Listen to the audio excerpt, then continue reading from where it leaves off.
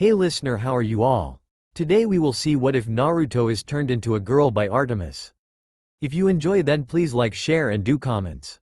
It's been 13 years since she has been in the Element Nation, where the gods were given permission from the Shinto gods ruler in the Element Nations to relax and enjoy what it offers to the gods.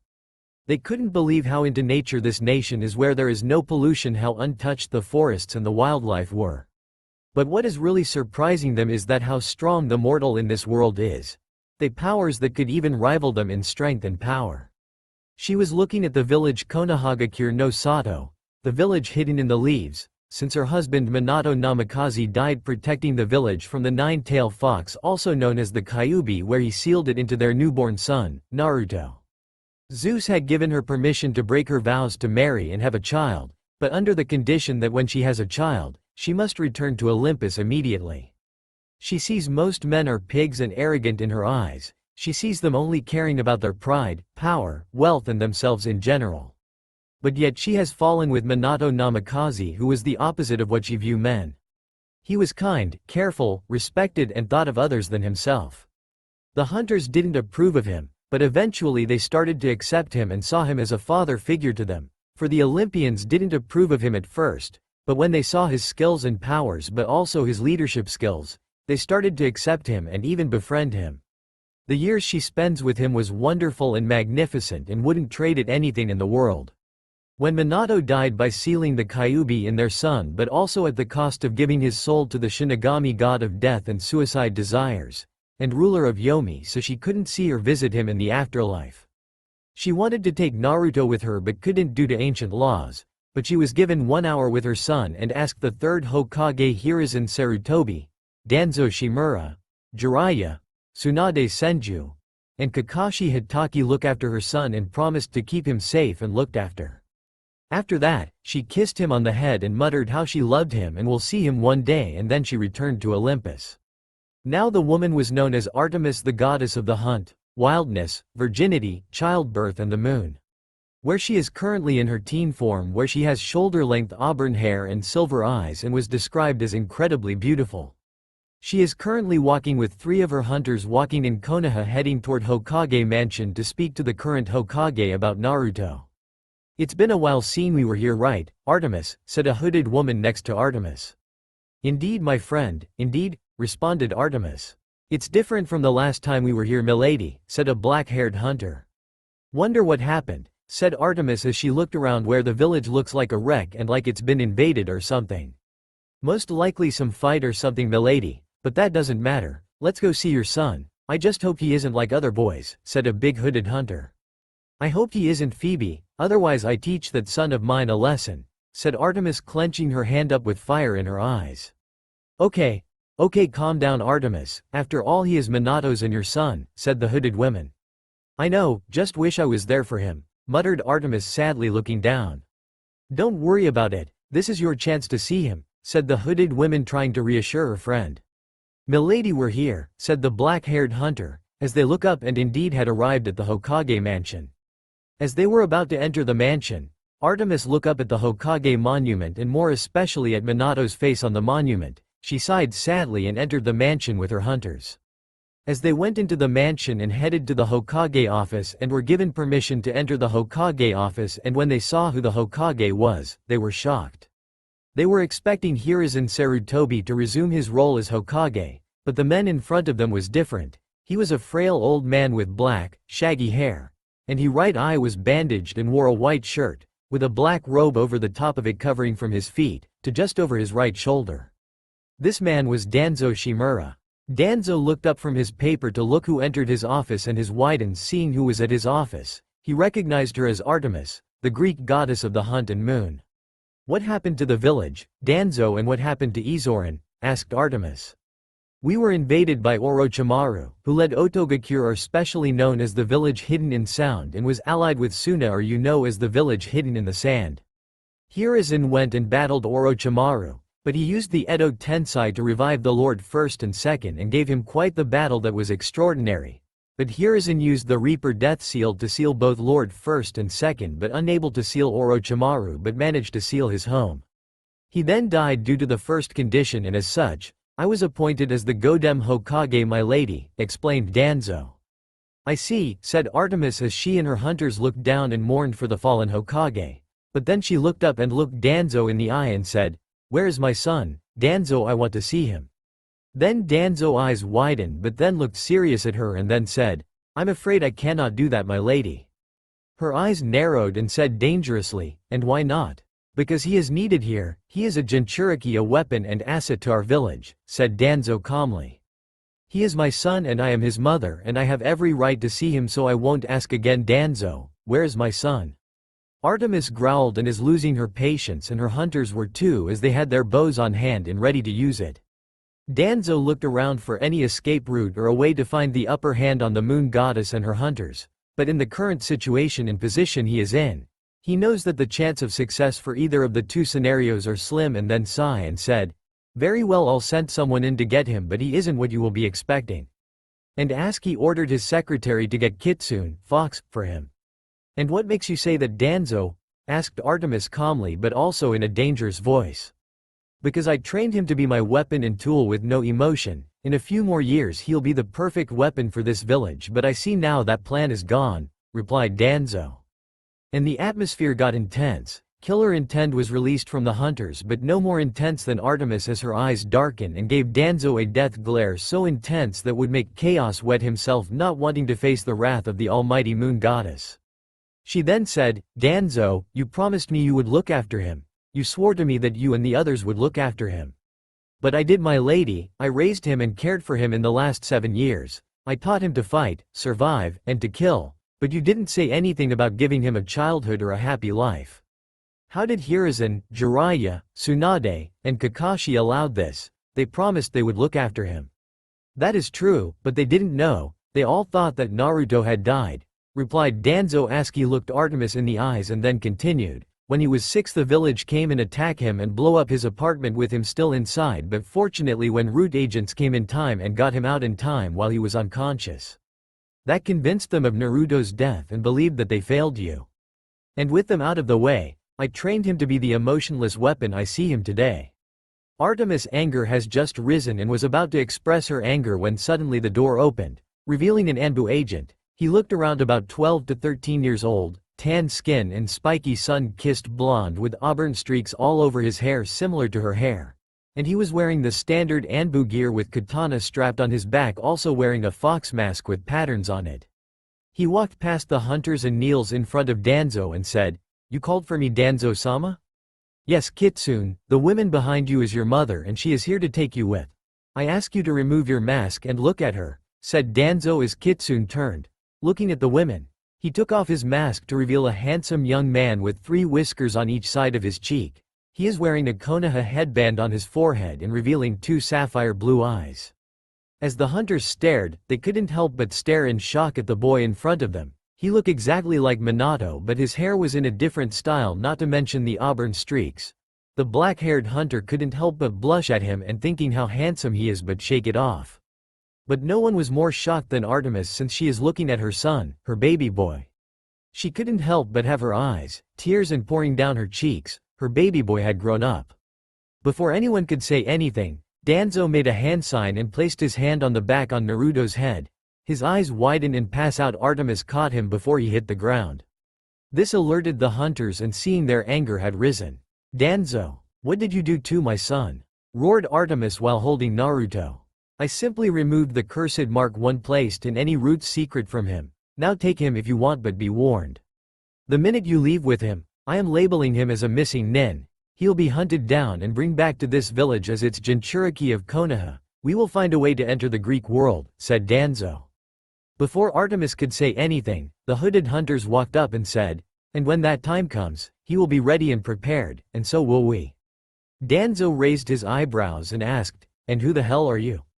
The hunter simply put her hood down, making Danzo widen his eyes. The women in front of him had slender, but feminine build, fair skin, violet eyes and fiery red hair. This was Konoha former Kyuubi Jinchuriki, Kushina Uzumaki. You're supposed to be dead. How the hell are you still alive?" Danzo muttered in shock. "I don't have to tell anything, Danzo. You turned my godson into one of your weapons and that has put you on our shit list and others soon enough. I want nothing more than to kill you, and most likely the same with Artemis, but I think that pressure belongs to someone else. Now Danzo, we will be taking our leave, said Kushina as she turned around to Artemis, who was still holding Naruto, and nodded to her and began to shine.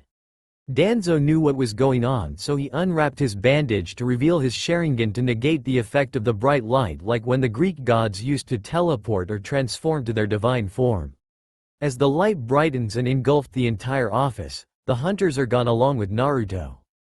As Danzo looked at the empty space, he wrapped his bandage back and started writing reports and began listing Naruto and missing Nen.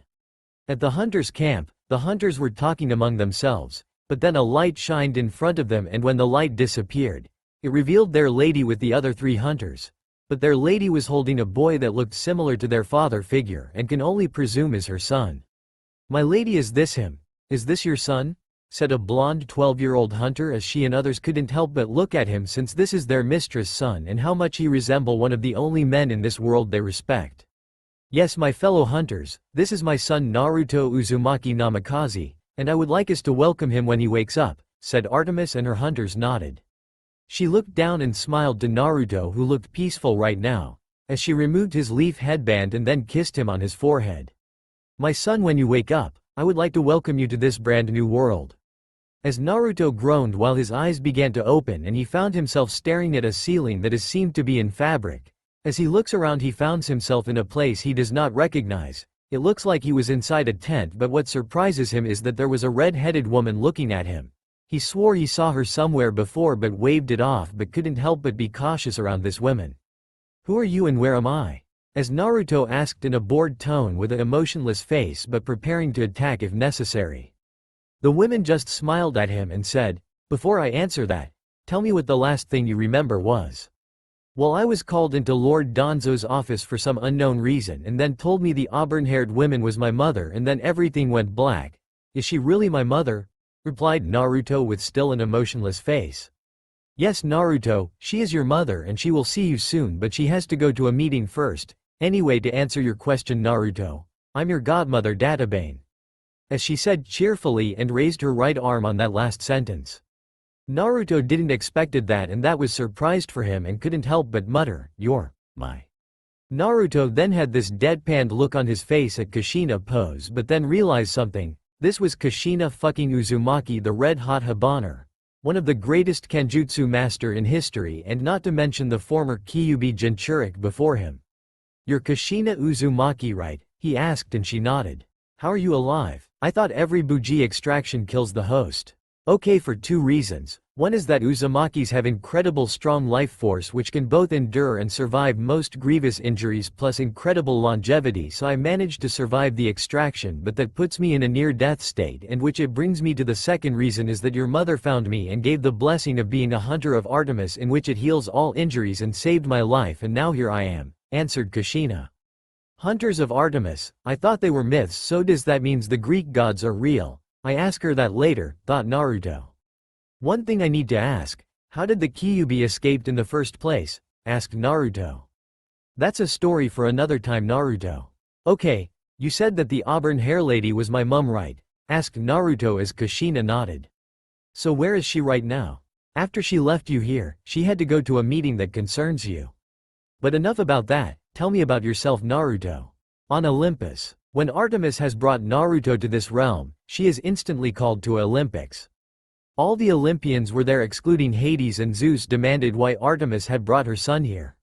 She explained the situation with Naruto, Konoha, and Danzo about him turning Naruto treatment by the villagers, and which led Danzo getting his hands on Naruto and turning to what he is now. As to say, all of them were disgusted on the treatment of Naruto, and no one can blame Artemis for what she did, even Zeus.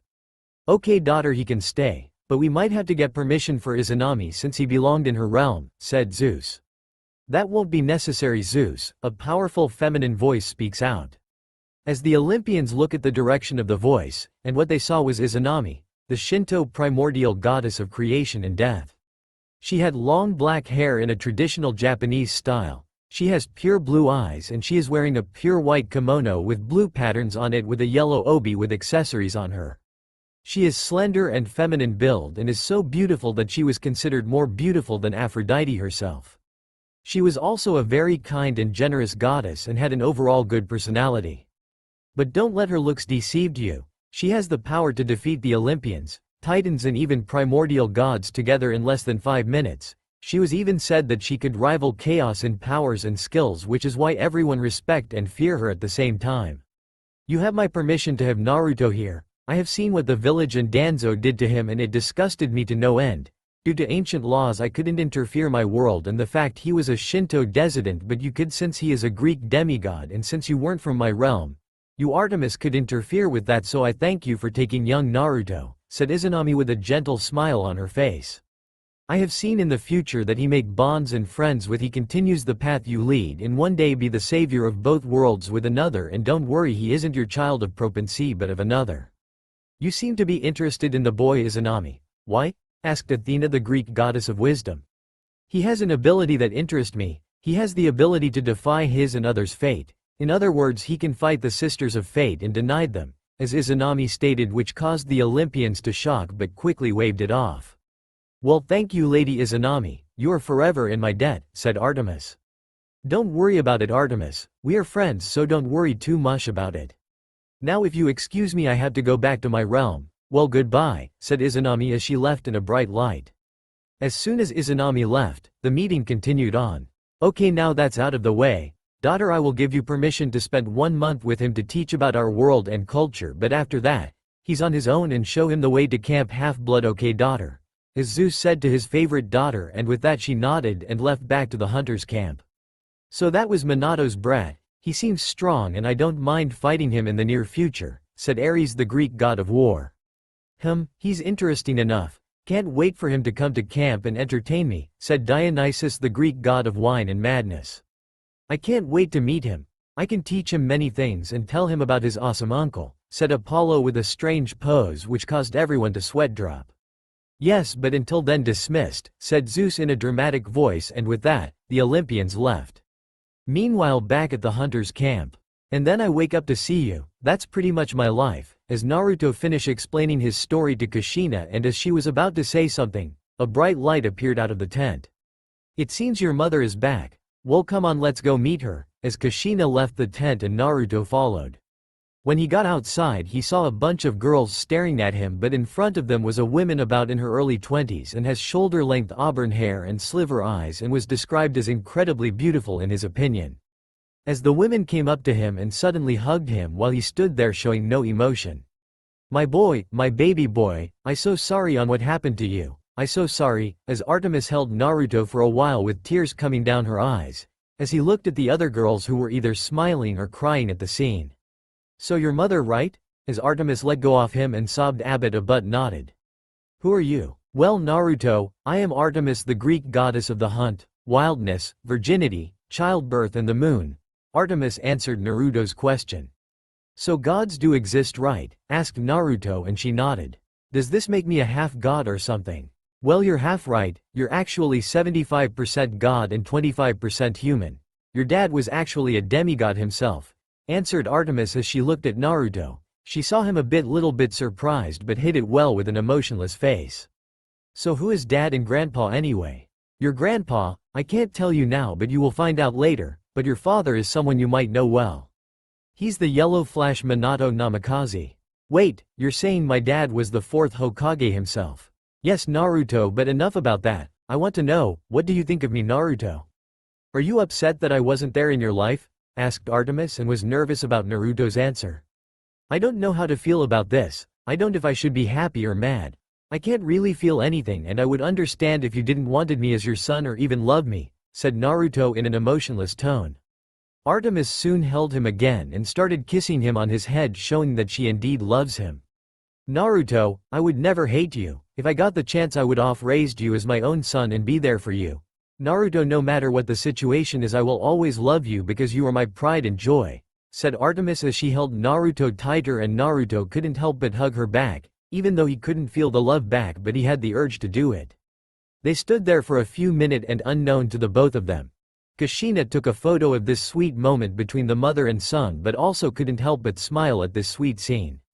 1 month later. During the 1 month he spent with the hunters and his mother, he learned a lot of things in this world like English, technology and about Greek mythology, and it was different from in this world in many different ways, like advanced technology, no alliances, and certainly not everyone around is a trained killer.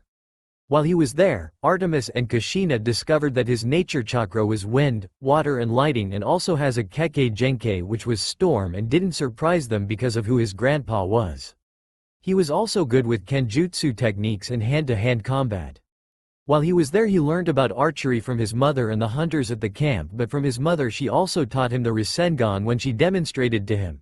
She told him that his father taught her how to use it and it was the highest form of shape manipulation. She informed him that it was an incomplete jutsu because his father was about to add an element to it, but he died before he could do it. When she showed him how it was done, she was surprised that Naruto has mastered it in a week's time, and it took Minato 3 years to develop it and her about a month to master it. He was also given the wolf summoning contract from his mom, but told him to sign the contract when the time is right. His relationship with the hunters were decent at first, not because he was male but because of his emotionless personality, but eventually has a positive relationship with him because even though he doesn't feel the emotion, but he came to care and protect them and doesn't why but feels like he needed to it.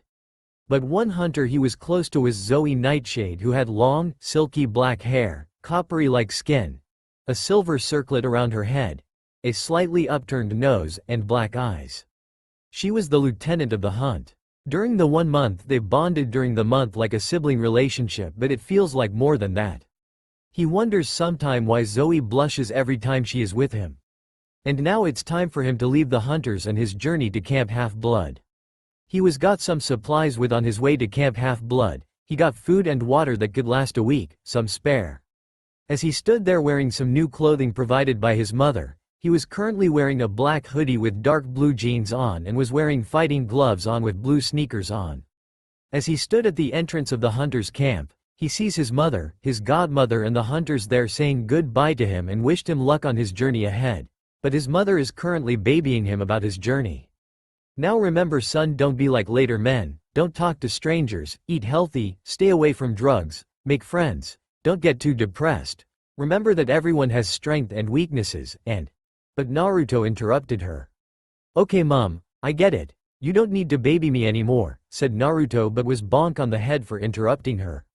Shut up and let me be a mother, that's letting go off his son, said irritated Artemis, but later hug her son saying how much she's going to miss him. But also remember this, those who break the rules are trash. Those who abandon their comrades are worse than trash.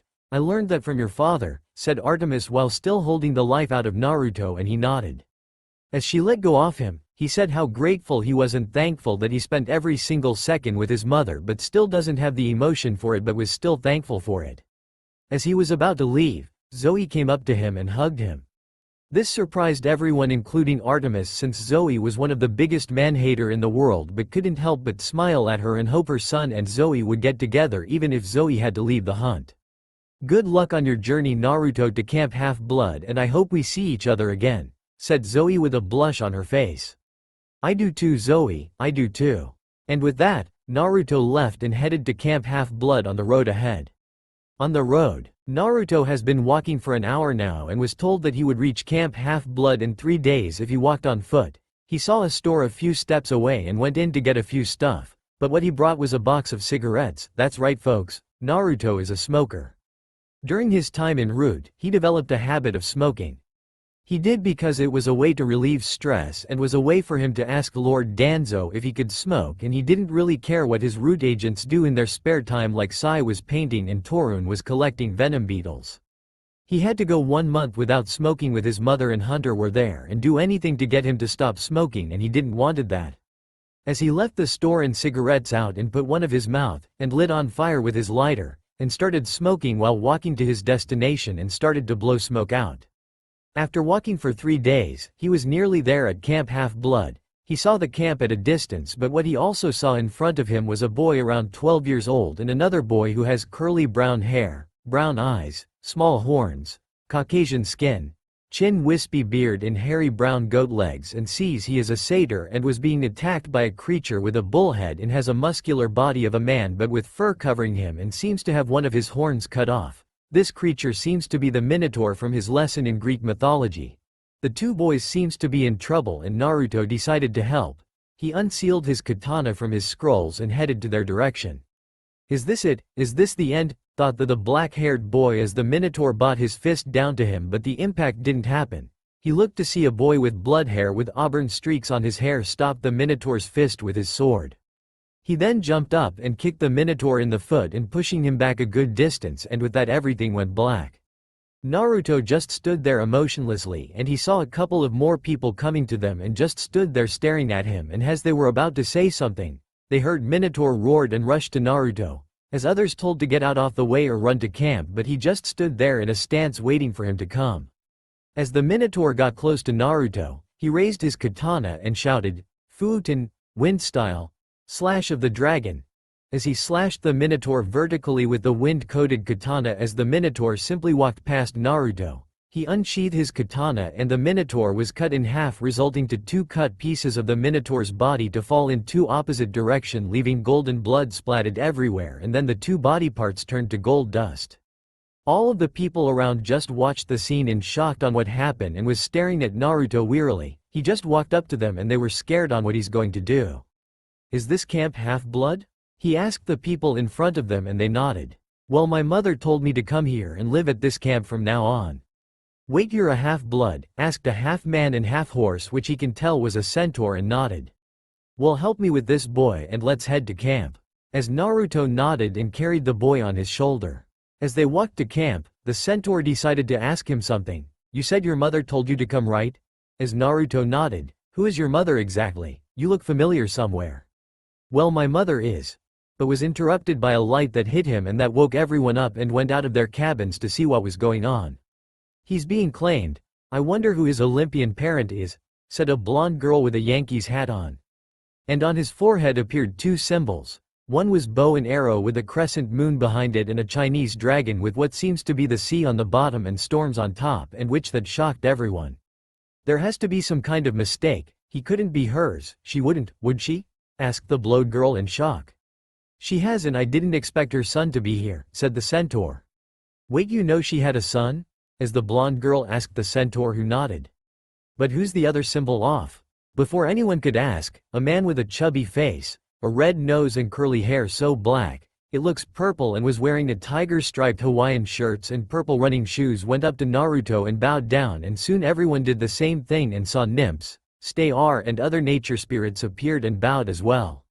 The man then shouted across the area where everyone can hear, "All hail Naruto Uzumaki Namikaze, son of Artemis, goddess of the moon and the hunt, and Minato Namikaze, the fourth Hokage and descendant of Susanoo, Shinto god of the sea and storms." Naruto, who was just claimed a minute ago, who was the son of Artemis, goddess of the moon and the hunt and descendant of Susanoo, Shinto god of the sea and storms. Naruto just looked around and seeing different reactions on people's faces, like their faces show that they were either in shock or disbelief. They couldn't believe that Artemis, who was the virgin goddess but also a man-hating virgin goddess, and let she had a child and a son no less. But not only that, he was also a descendant of a Shinto deity, not just any Shinto deity but one of the three major deity, Susanoo, the Shinto god of the sea and storms, and now confirming that the Shinto deities are real. As Naruto just looked around, seeing everyone is still shocked, and he didn't know why but really didn't give a crap. The centaur spoke up, gaining everyone's attention, and then said, "Look, I know you all have a lot of questions, but it's really late and we can discuss it in the morning." And as everybody nodded and headed back to their cabins, and the centaur walked up to him. He was a middle-aged white centaur from the waist down with thinning brown hair, bushy eyebrows, intense brown eyes and a scruffy beard. "Hello, young demigod. My name's Chiron and I'm the director of this camp. I know you have some question, but I happily answer those questions tomorrow. It is pretty late and I think you should rest after traveling here," said Chiron as Naruto nodded. "So where do I stay?" asked Naruto as Chiron pointed to a silver building or cabin with silver curtains, similar to the outfit of the hunters when he was staying at the hunters' camp. But what is significant about this cabin is that it's glowing silver during nighttime, as if reflecting the moon. As Naruto heads to the cabin, he notices that every camper in their cabins is watching him at the window for some reasons and just waved it off. He reached there and opened the cabin and again saw the shocked or surprised face of everyone, but once again he waved it off and headed inside. As he went inside, He saw that the inside looks as the aura of nature similar to Kahona's forest. The walls were dark olive green with sliver vines and shape patterns on them. He saw many rooms from downstairs and upstairs, but he also saw names on the doors, so he began to look for the door with his name and he found it upstairs and headed in. He saw the same patterns and vines on the walls as downstairs. The room is a good size that has a master bed with olive green duvet and the pillows were sliver, a trophy case, a closet, a personal bathroom, and it also comes with desk with some stationery and what seems to be a computer since he was told about it during his time at the hunters camp on what the hell it is and how it works and came with an office chair. But he also noticed there was a letter on the desk and began to read it. Dear Naruto, if you're writing this then you made it to Camp Half-Blood. And if you're wondering why I didn't tell you that your grandfather was a Shinto god, and yes they do exist. Well, it's because your grandfather wants to surprise you in Camp Half-Blood and make it shocking since he also a trickster god and wanted to see everyone's reaction. But anyway, I'm here to inform you that the hunters will sometime come here and when they do, listen to them and be mindful. Knock before you enter the cabin and evening leaving. Well, that's all I got to tell you and good luck my son and please don't do anything stupid and make some friends please. Love your mother. Naruto just sighed. He didn't need his mother to baby him. He can take care of himself but couldn't help but be having this positive feeling he has inside of him that makes him want to smile but clearly he didn't. So he just went to bed and get some shut-eye. Flashback. Hiruzen was a fool. He was so naive that he could protect you and keep you safe, and he couldn't even prevent villagers from attacking you and setting your apartment on fire. My root agents came in time to save you out of that burning apartment.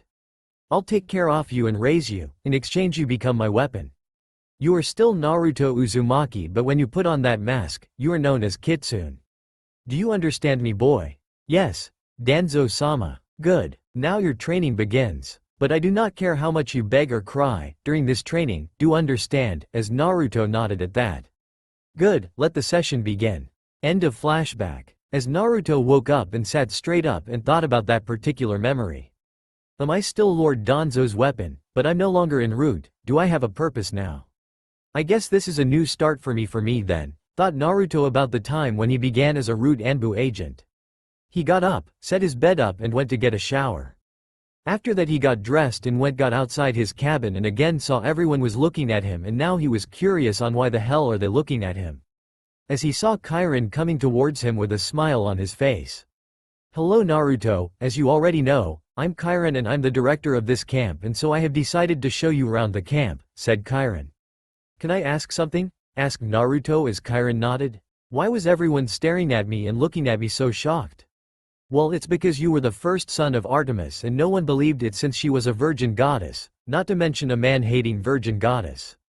But not to mention you are the Shinto descendant confirming to the campers that they are real and not to mention, you're the first Shinto descendant to ever come to Camp Half-Blood, said Kirin as Naruto nodded. But why were they still shocked when I was going in and out of my cabin? Oh, that's because whenever a boy ever touch or go near the Artemis cabin, they turn into jackalope for some time before they change back into a person, answered Kirin. Satisfied with the answer my boy, as Naruto nodded.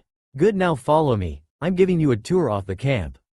As Kirin was giving Naruto a tour around the camp, he noticed didn't have an expression or emotion for that matter, but he waved it off and continued with the tour and he decided to have a conversation with him. You know Naruto, as Naruto looked at him. When I first saw you, I thought you looked familiar somewhere and I was right, you look a lot like your father. You knew my father Kirin? Asked Naruto in an emotionless tone but was curious. Of course everybody in Olympus and me of course knew who your father was. There was a battle between your father and Zeus to see if he was worthy enough for your mother and was an incredible battle. Your father was very powerful and I was there to see that battle, and he earned everyone's respect. I was there for the wedding as well and I had the honor of meeting some Shinto gods and some primordials as well in that wedding, as Kirin remembered those memories of Minato. You said you met some Shinto gods, right? As Kirin nodded. What was my grandpa like? Susanoo was a trickster god and he was laid back and joke around a lot, but he was good man and honest as well but not to mention a very powerful god that could rival the primordials, as Kirin answered that question about Susanoo for Naruto. Before they could continue, a demigod came up to them. She had curly golden blonde hair and is tall, fit, and athletic.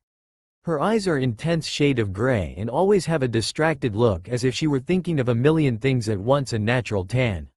She is wearing an orange shirt with a Pegasus on it, wearing shorts and with a necklace with a couple of beads of them. Sorry, was I interrupting something? Said the blonde girl. No Annabeth, you weren't interrupting, said Chiron as he turned to Naruto.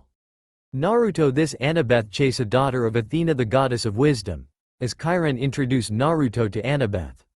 Oh, nice to meet you, Annabeth, said Naruto in a polite tone but shown no emotion. Hello, your name's Naruto, right? As Naruto nodded. Wow, a son of Artemis and Susanoo. I can't wait to know more about you and I hope we can be friends, said Annabeth a bit cheerfully. Annabeth, I giving Naruto a tour. You want to help me with this tour? As she nodded. Before they continue the tour, Naruto notices a pine tree on top of a hill and feels that as if there was like a living person and showing a spiritual aura around it. Excuse me, Chiron, as Chiron and Annabeth looked at him. That tree over there, as Naruto pointed at the pine tree. Why do I feel that there's a soul in that tree, like if it was a living person? This surprised both Annabeth and Chiron thought of something. Since he the son of Artemis, maybe he can sense Talia's presence in the tree. There's only one way to find out, thought Chiron.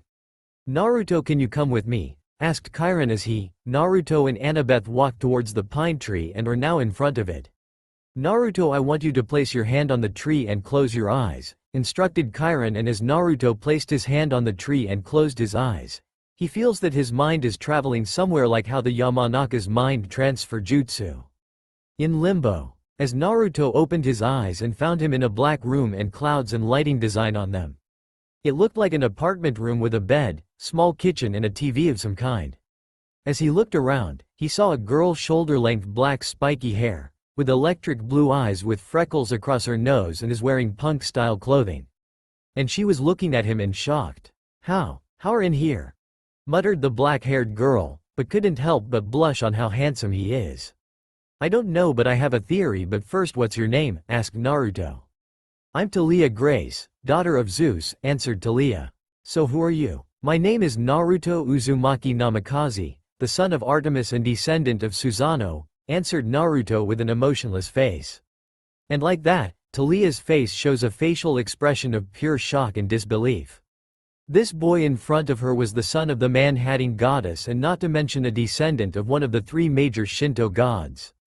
So let me get this straight, you're the son of the man-hating goddess and a descendant of the Shinto god of the seas and storms, right? As Naruto nodded to her answer. Okay, so how did you get here, Naruto? Asked Talia. Well, I was asked by a centaur named Chiron with a girl named Annabeth, but was interrupted by Talia. Annabeth? Yeah, she was with me giving me a tour with Chiron, answered Naruto. I take it that you know Annabeth? Yeah, me and another demigod named Luke were very good friends and was together traveling to Camp Half-Blood with a satyr named Grover. But anyway, continue, explained Talia. Anyway, as I was saying, Chiron asked me to place my hand on this tree and I didn't know why, but I guess I see why he asked me to do it. So anyway, how long you were here for and why are you inside a tree? Asked Naruto politely. Well, that explains how you got here. So anyway, I was in this tree for 5 years, and to why I'm here because Hades found out about my existence and sent the worst kind of monsters after me. I stayed and fight them, but I was heavy wounded and at near death, so my father took pity on me and turned me to a tree, and this tree is used to protect Camp Half-Blood, and so here I am, in limbo, explained Talia. Talia, I do not know if this was the right thing for you to do, but you were very brave to do for your friends, said Naruto, which made Talia smile and blush a bit. Naruto, can you tell me about yourself? Asked Talia hopefully to get to more Naruto more. Maybe another time, I have to go back to Annabeth and Chiron and explain the situation to them, said Naruto as he saw the sad expression on Talia's face. Can you at least visit me once in a while? It gets lonely in here, and will you tell me about yourself? Asked Talia. Naruto was about to say something, but Talia had this pleading look, making her look adorable, and Naruto just sighed. Okay, I visit you once a day, said Naruto with a defeated look. Talia just smiled brightly and hugged Naruto, and he just hugged her back a little and pat her on the back. Thank you, Naruto. I hope I see you soon, and can you say hello to Annabeth and the others for me and tell them I'm doing fine in this hellhole? Yeah, I will, till next time then, said Naruto as he took a few steps back and disappeared. Yeah, till next time, whispered Talia sadly with a blush on her face. Camp Half-Blood. As Naruto opened his eyes and turned to Chiron and Annabeth, but there was two other people there as well. One was a tall young man around his late teens or early 20s with short-cropped sandy blonde hair, blue eyes, an athletic and muscular build, and a sneaky look with a deep pale scar that runs from the bottom of his eye down to his chin. And there was the same satyr curly brown hair, brown eyes, small horns, Caucasian skin, chin wispy beard and hairy brown goat legs he saved yesterday, so this must be Grover. So Naruto, what did you see? Said Chiron, hoping his theory was right. Well, I meet a girl named Talia when I was in there, said Naruto as it surprised Annabeth, Grover and the blonde man. Really, how is she? Is she okay? And is she doing fine? Said Annabeth, excited and worried at the same time. Annie, let him speak, so continue Naruto, said the blonde man. Yeah, she's doing fine and she wants me to tell you and a guy named Luke and a satyr named Grover that she's doing fine in limbo, said Naruto, and he just looked at the satyr, and I guessing you're Grover, as Grover nodded. Likewise Naruto. Oh, and thanks for saving me and Percy from the Minotaur yesterday. Oh, and Luke is the guy next to me, said Grover, and as Luke just waved at him. And Grover just realized something. Annabeth, Luke, maybe you guys should check on Percy, he's walking up right now. Luke, can you go and give Percy the tour and show him around? I want to get to know Naruto a lot more, asked Annabeth as Luke nodded and left with Grover. So my theory was right. You can communicate with Talia since you have your mother's sense in nature, but enough about that, let's continue with the tour, said Chiron as they walked again and see some of the stuff in Camp Half-Blood. At the tour they saw other cabins, the climbing wall, the stables, armory, and even the beach in Camp Half-Blood. Alright, that's it for the tour and you may do whatever you want now, said Chiron as left Annabeth and Naruto. So Naruto, can you tell about yourself a bit? Asked Annabeth curiously. Well, I'm from a place called the Element Nations, but was interrupted by Annabeth. The Element Nation? Can you tell me about that place and the powers they have there, please? Said an excited Annabeth with her eyes going wide. As Naruto explained the 5 major nations, he described that each one was different in landscape, like the Land of Wind and the sand village known as Suna was hidden in the sand, the Land of Water and the village was Kiri and was hidden in the mist, the Land of Lighting and its village Kumo was hidden in the clouds, the Land of Earth and its village is the Iwa hidden in the rocks. And his home was the Land of Fire hidden and its village was Konoha and is hidden in the leaves or a big forest. And then he explained to Annabeth that the power they use is Charka, which is spiritual and physical energy combined. He explained further that Charka can use for anything like walking on water and trees, using for combat and healing as well. He then went further on explaining that they can manipulate the 5 elements and make it in any shape they like. He gave her the basic details of taijutsu, genjutsu, ninjutsu, kenjutsu, and kinjutsu. So that's basically it, said Naruto as he finished explaining to Annabeth. So Naruto, what's your Charka nature if you mind me asking? Asked Annabeth curiously. Well, my nature chakra is wind, water, lighting and storm. I thought there were only 5 chakra natures? Asked Annabeth. Oh right, I forgot to explain Kekkei Genkei to you, responded Naruto. As he explained that Kekkei Genkei is a bloodline to certain clans or individuals that pass down genetically. They can be anything from dojutsu, which are eye techniques, they can manipulate their bodies to do something, unique ability, or combine 2 elements to form a sub-element like his storm release that combines water and lighting. Can you show me your storm release please? I want to see it, asked Annabeth hopefully to see Naruto's Kekkei Genkei. Okay, you might want to take a few steps back, said Naruto as Annabeth took a few steps back but still keeping her eye on Naruto. As Naruto did a few hand signs and pointed to the sky. Ranton, storm release, laser circus, as several beams of lighting flowing like water was shot up in the air and was so bright that all the campers saw and awesome it is, and then the beams died down and as Naruto looked at Annabeth, he saw this excited or cheerful look on her face. That was awesome Naruto, really awesome. So that was storm release, so that was your bloodline and I'm going to guess that you inherited that from your grandpa, said Annabeth who looked that she wanted to know more. Naruto just shrugged, not knowing how he got that particular bloodline, and that just made Annabeth pouted. But Annabeth noticed Naruto that he didn't show any emotion or expression for that matter in the entire tour but just waved it off. So they walked together and talked about a few things. They notice a boy with tea-black hair and bright sea-green eyes being harassed by a big, tall girl with long, stringy light brown hair, brown eyes and strong-looking wearing CBH shirt with a cameo vest on her along with 3 other girls similar to her who big and tall as well.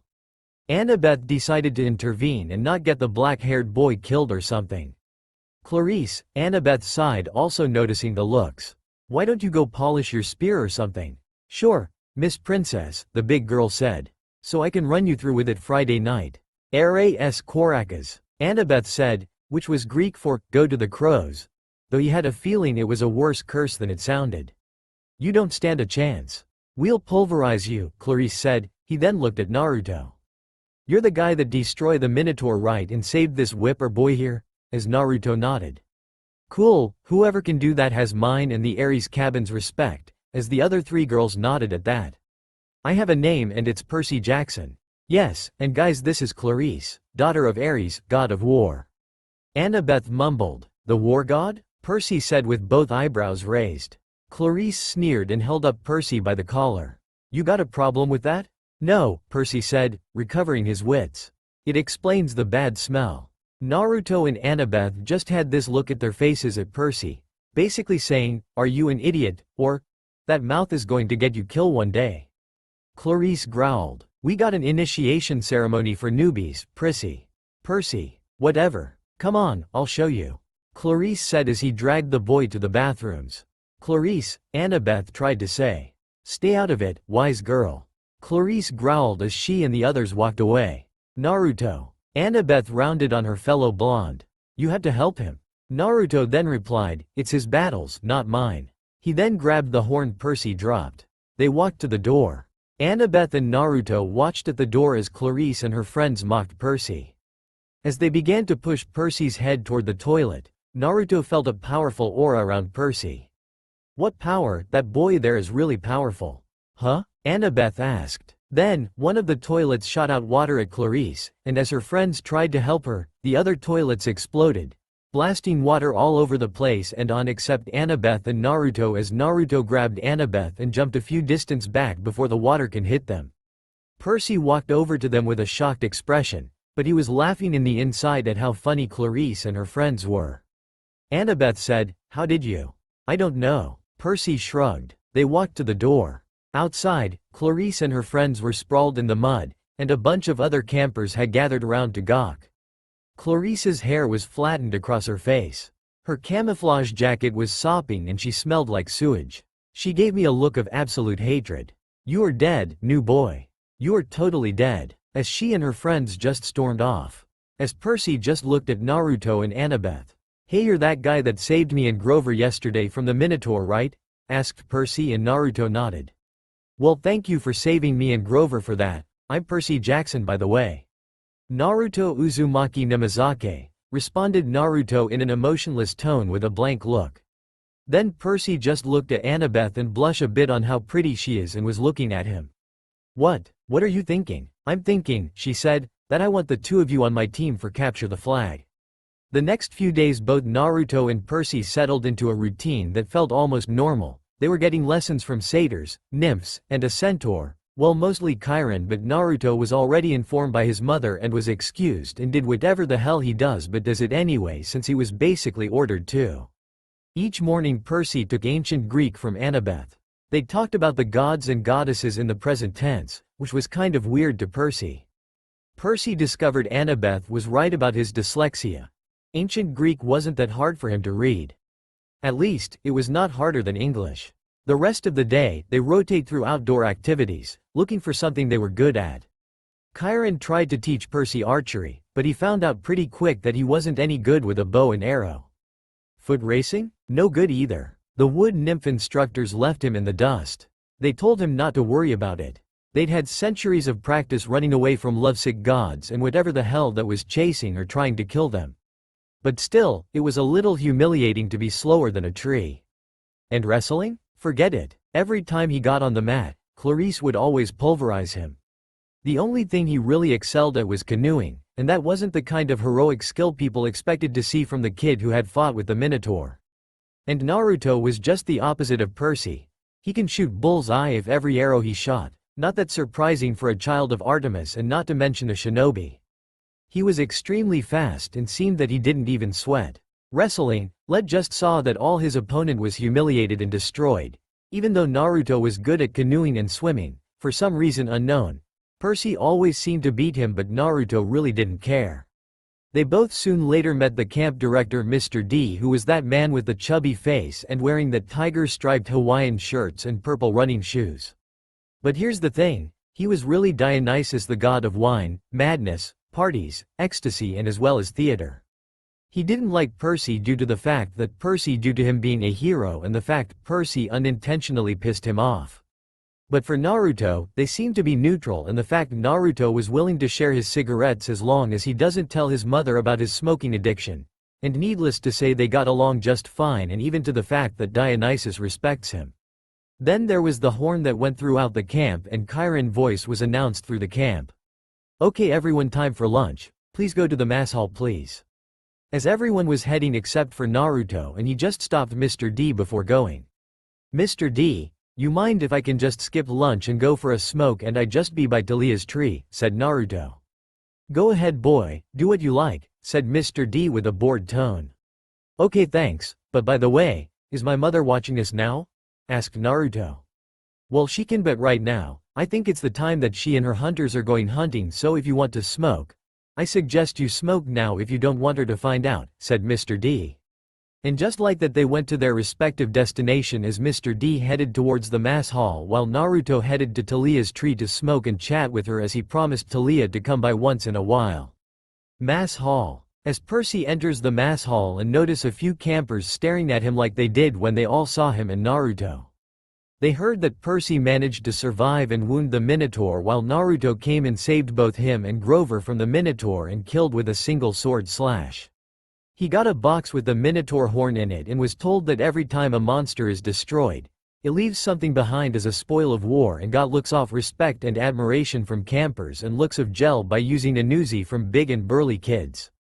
During the past few days, Percy managed to make a few friends like the Luke, Annabeth, the Strolls, Katie Gardiner, Selena Beauregard, Lee Fletcher, Michael Yu, and Charles Beckendorf. But Naruto managed to get alone with them, and they all had this feeling that Naruto doesn't seem that social or even that interactive and didn't show any type of emotion at all and just remained like a mindless boy. They wanted to know what is with Naruto and going to get it. "Excuse me, Chiron," said Annabeth, and Chiron looked at her. "Do you know what's going with Naruto and why he seemed to be so emotionless?" And everyone in the mass hall just stayed quiet and looked at Chiron if he's going to answer, and every camper was curious about the son of Artemis, which was still weird to them. Chiron and Mr. D looked at one another, and Mr. D nodded and Chiron sighed and started to explain. "Did Naruto told you any of you of his worlds?" asked Chiron, and Annabeth put up her hand and everyone just looked at her. "Yeah, he told me that he was from another world where there are ninjas or shinobi, as he described, have unimaginable power by using an energy source known as charka, which is the mix of physical and spiritual energy," answered Annabeth, which left a lot of stunned look from the campers, a fascinated look from the Athena campers, and excited look from the Ares campers, since now they have someone to fight that is strong and worthy to them. "Well, you're half right, Annabeth. The world he came from is also ruled, as well as Japan in this world, by Izanami and Shinto gods," replied Chiron, and to which it got more shocked looks from the campers except for Percy, who had no idea who Izanami and who the Shinto gods are, and got and asked Chiron. "Chiron, who is Izanami and who are the Shinto gods?" asked a confused Percy, and a few campers were curious themselves. "Let's see, the Shinto gods are basically the gods of Japanese culture and mythology or history. They are said to be more powerful than the gods and titans themselves and could rival the primordial," said Chiron as he said, which got an even more shocked look from everyone. "Something is more stronger than the gods and titans and could rival the primordial. That's unheard of," and Chiron just continue. "But I will now explain who are the Shinto deities are. First there is Izanami, the primordial goddess of creation and death, and her powers are equal to Chaos, the creator of our universe, and she is also known as Kami or God in general, and former ruler of Yomi and passed it down to Susanoo. Next is Izanagi, the Shinto primordial of creation and life and former ruler of heaven. And then came the big three in the Shinto religion: Amaterasu, the goddess of the sun and the universe but also the ruler of heaven, who is the current queen of the Shinto religion after the throne was passed down from Izanagi.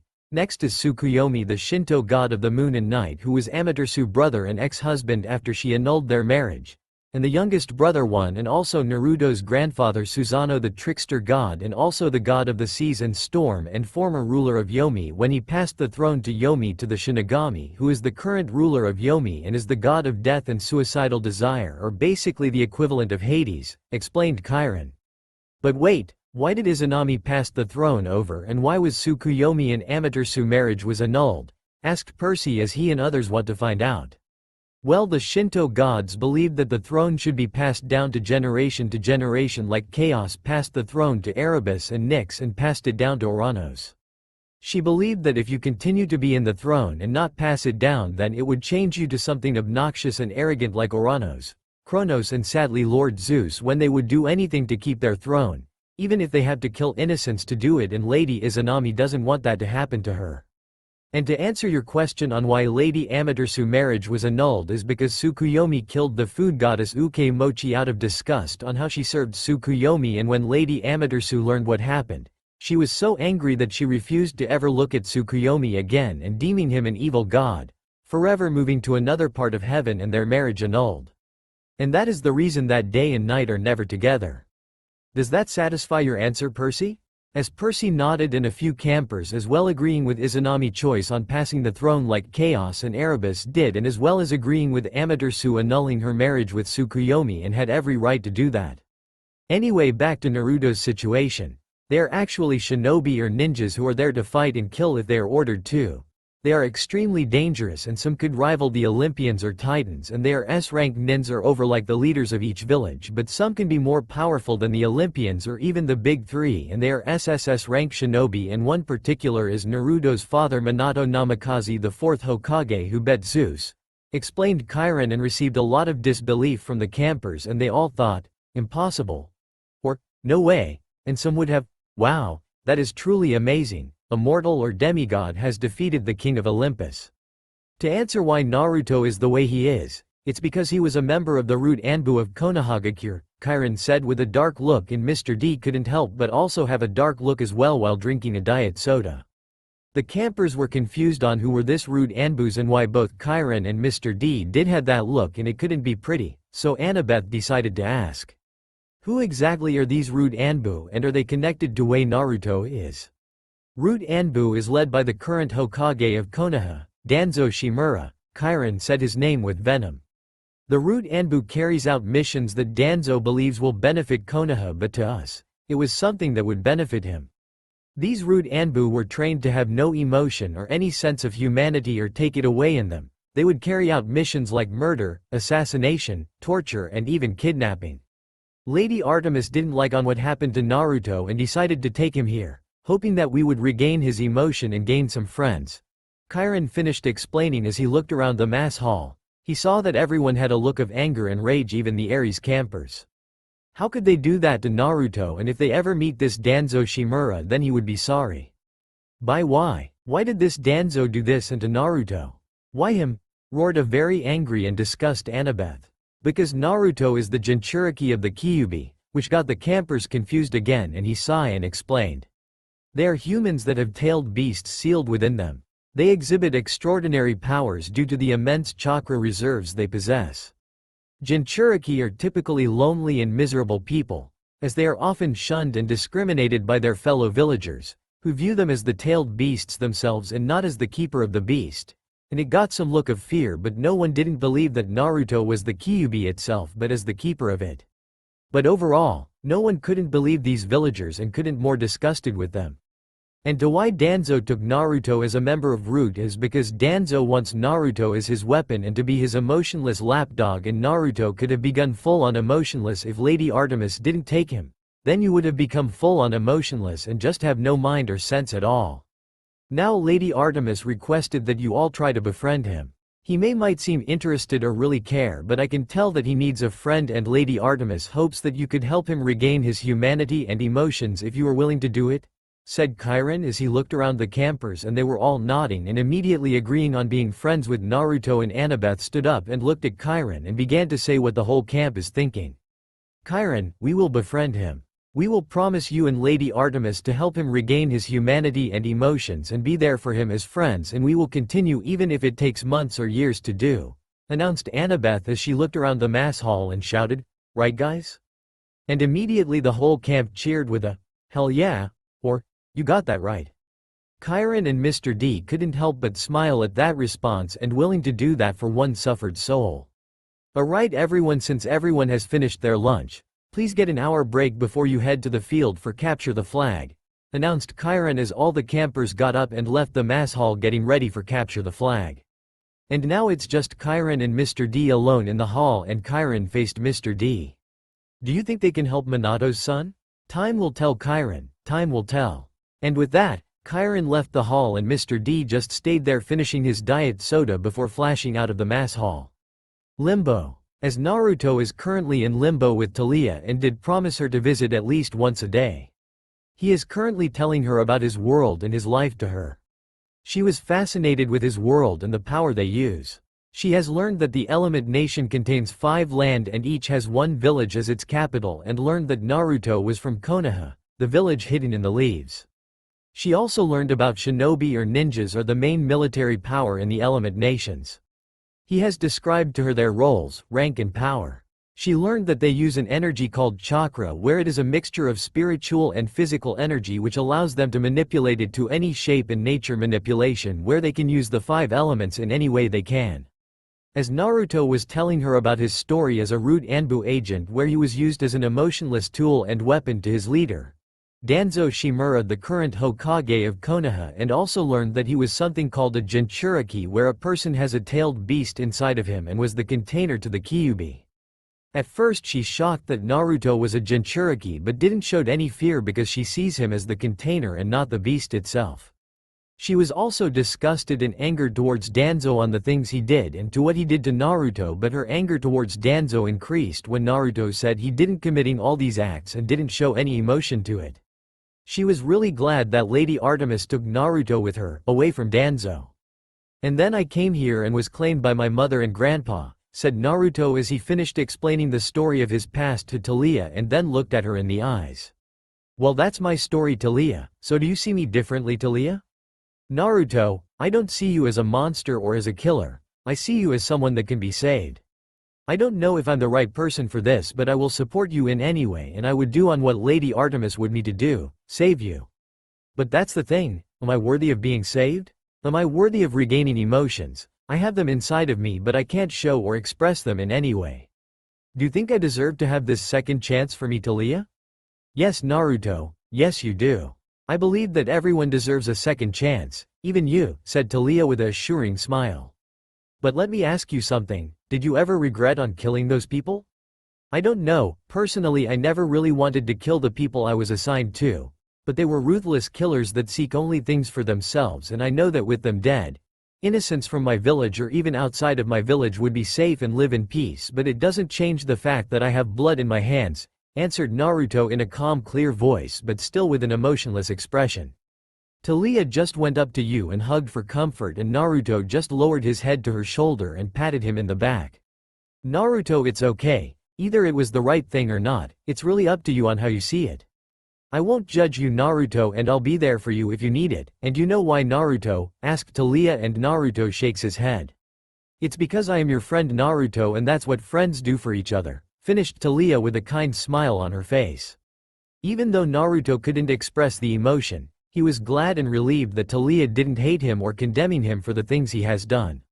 He couldn't help but hug her back with his head still on her shoulder and then whispered, "Thank you," to her and stayed like that for a few minutes, and Naruto decided to let go of the hug and time to return to reality. "Taliah, it's time for me to go. Capture the Flag is in an hour," said Naruto, and Taliah responded with a pout but nodded since he can't stay with her forever. "But don't worry, I'll visit again tomorrow, okay Taliah?" said Naruto, and Taliah smiled sadly and nodded again. And with that, Naruto faded away. Outside of Limbo. As Naruto wakes up and looks around his back in reality, he look around and still see he is still leaning on Taliah's pine tree and on the hill.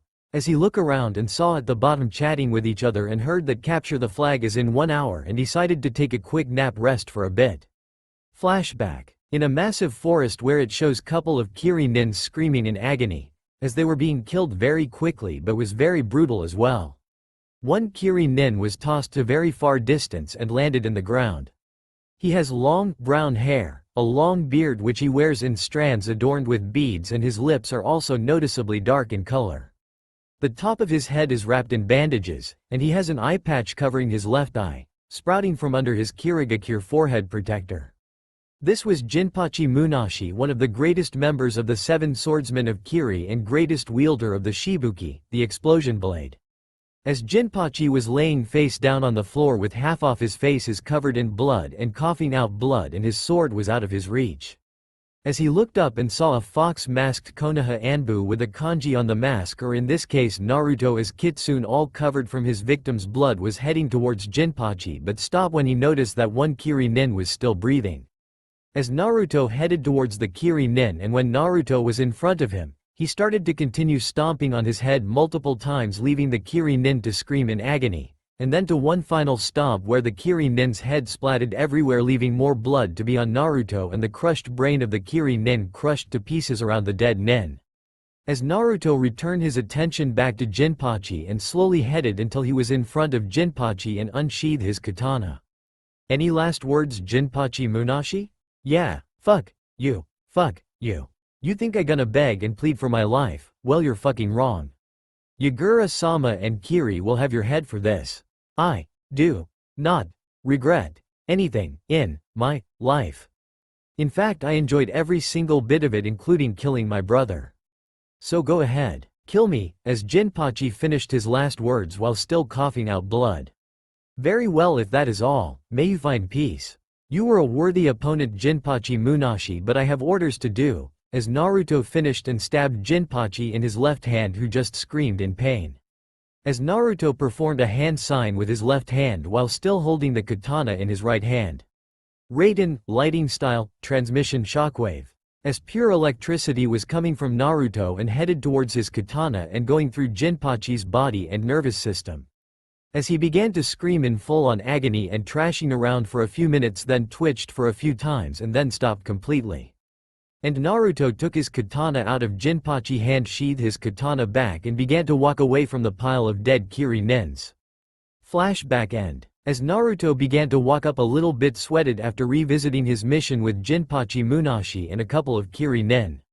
Why did I relive that? Did I regret killing them? No, I do not regret killing him or those nin. They deserved to die after what they did in the Bloodline Civil War.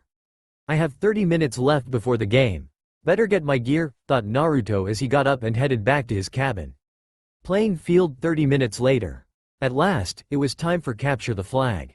When the plates were cleared away, the conch horn sounded and we all stood at each tables. Campers yelled and cheered as Annabeth and two of her siblings ran into the pavilion carrying a silk banner. It was about 10 feet long, glistening gray, with a painting of a barn owl above an olive tree.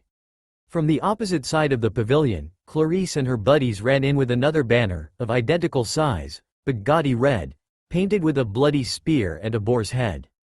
Ah, so those must be the flags. Percy stated. Yeah, he heard Luke say. Ares and Athena always lead the teams?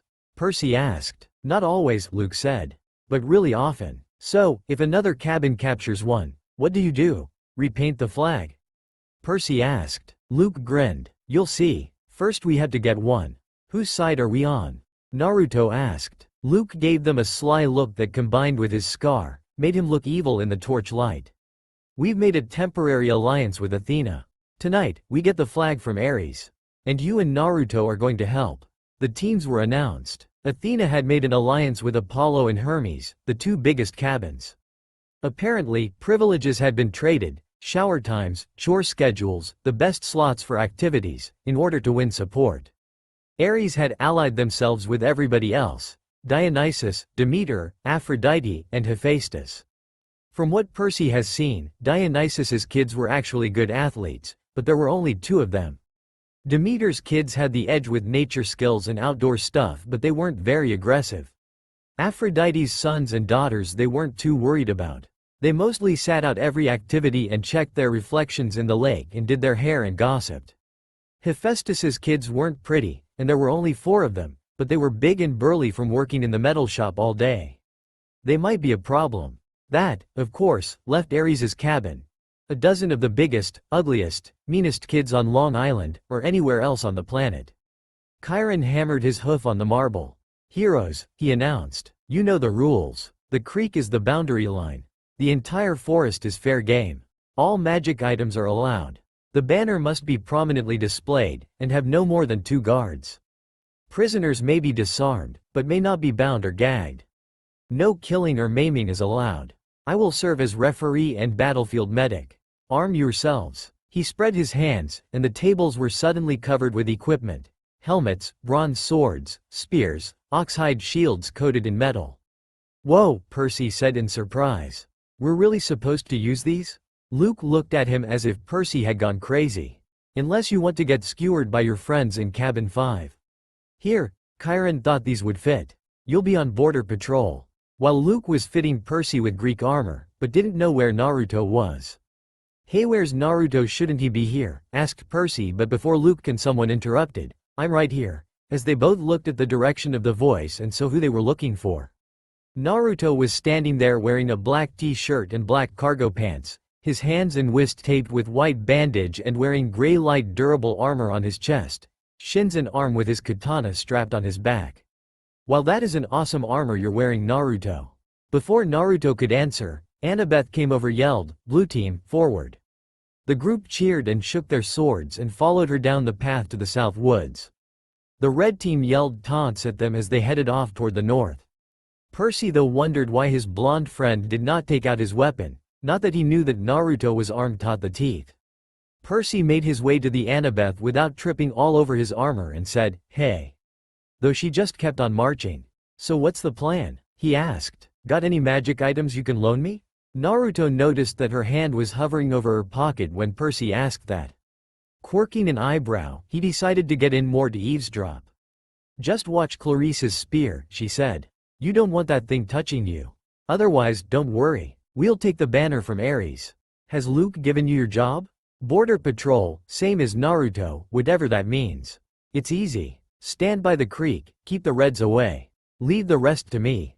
Athena always has a plan," she said as he pushed ahead, leaving him in the dust. "Okay," Percy mumbled. "Glad she wanted me on your team. Come on, let's get started," said Naruto as they head to their roles and job. Day had turned to night by now as Naruto and Percy were stationed next to a little creek that gurgled over some rocks. Then she and the rest of the team scattered into the trees.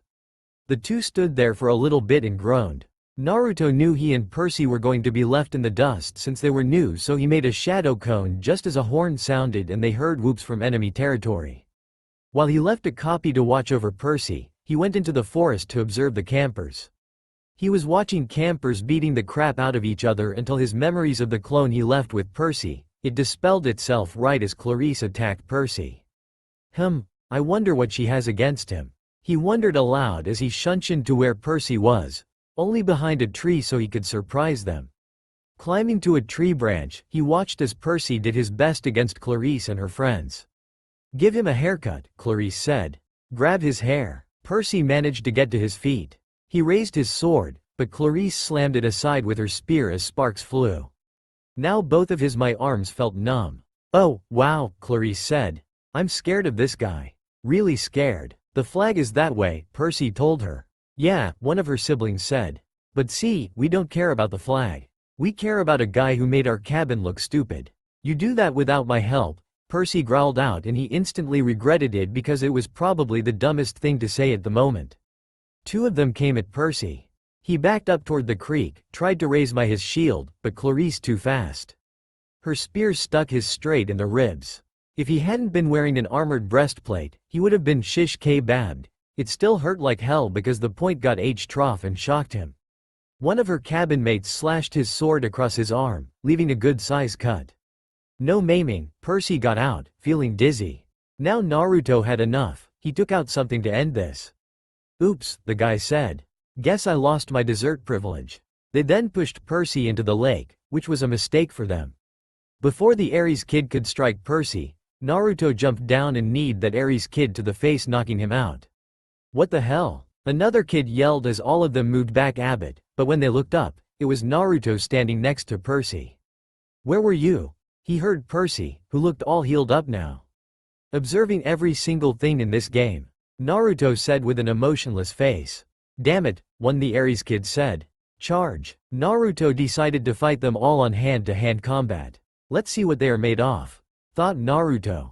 Two Aries kids rushed to Naruto, but Naruto just kicked one in the chin, super kick, making him fall to the ground, and he focused back to the other Aries kids and then elbow smashed the running Aries kid to the jaw, knocking a couple of teeth out.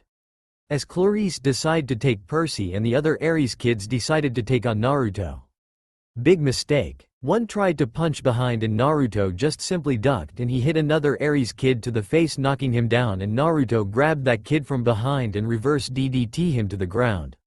Two more tried to get, but Naruto just combat rolled away from them and then enzwagiri kick an aware camper from the back of his head, making him fall in front.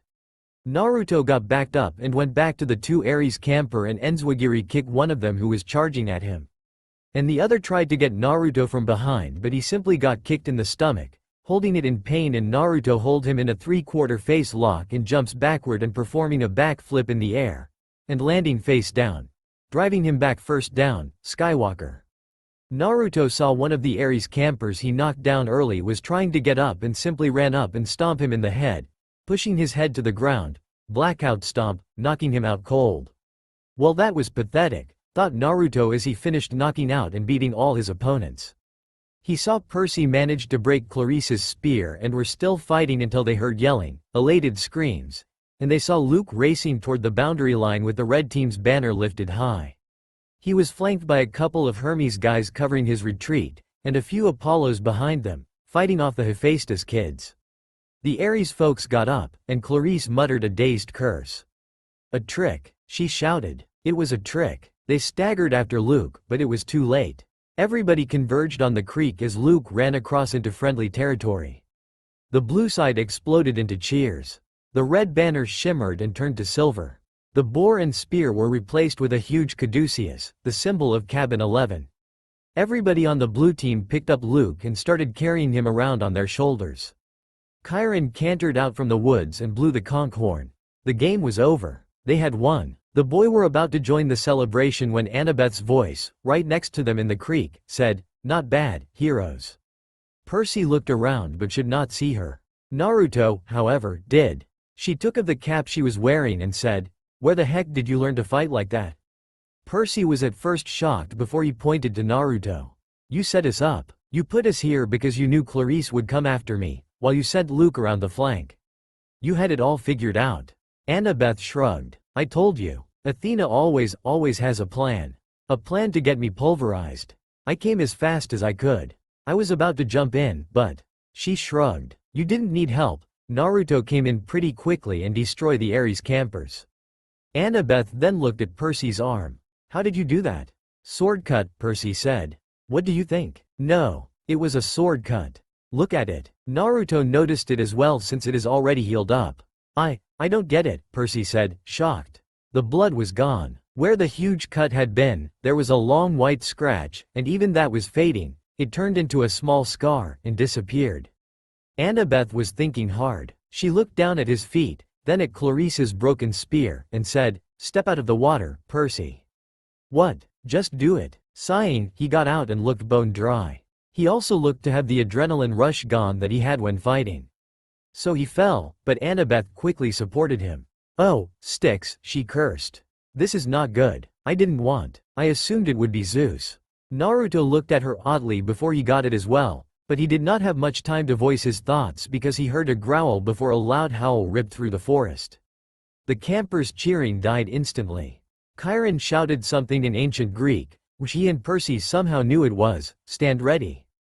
"My bow." Annabeth drew her sword. There on the rocks just above them was a black hound the size of a rhino, with lava-red eyes and fangs like daggers, and it was looking straight at Percy.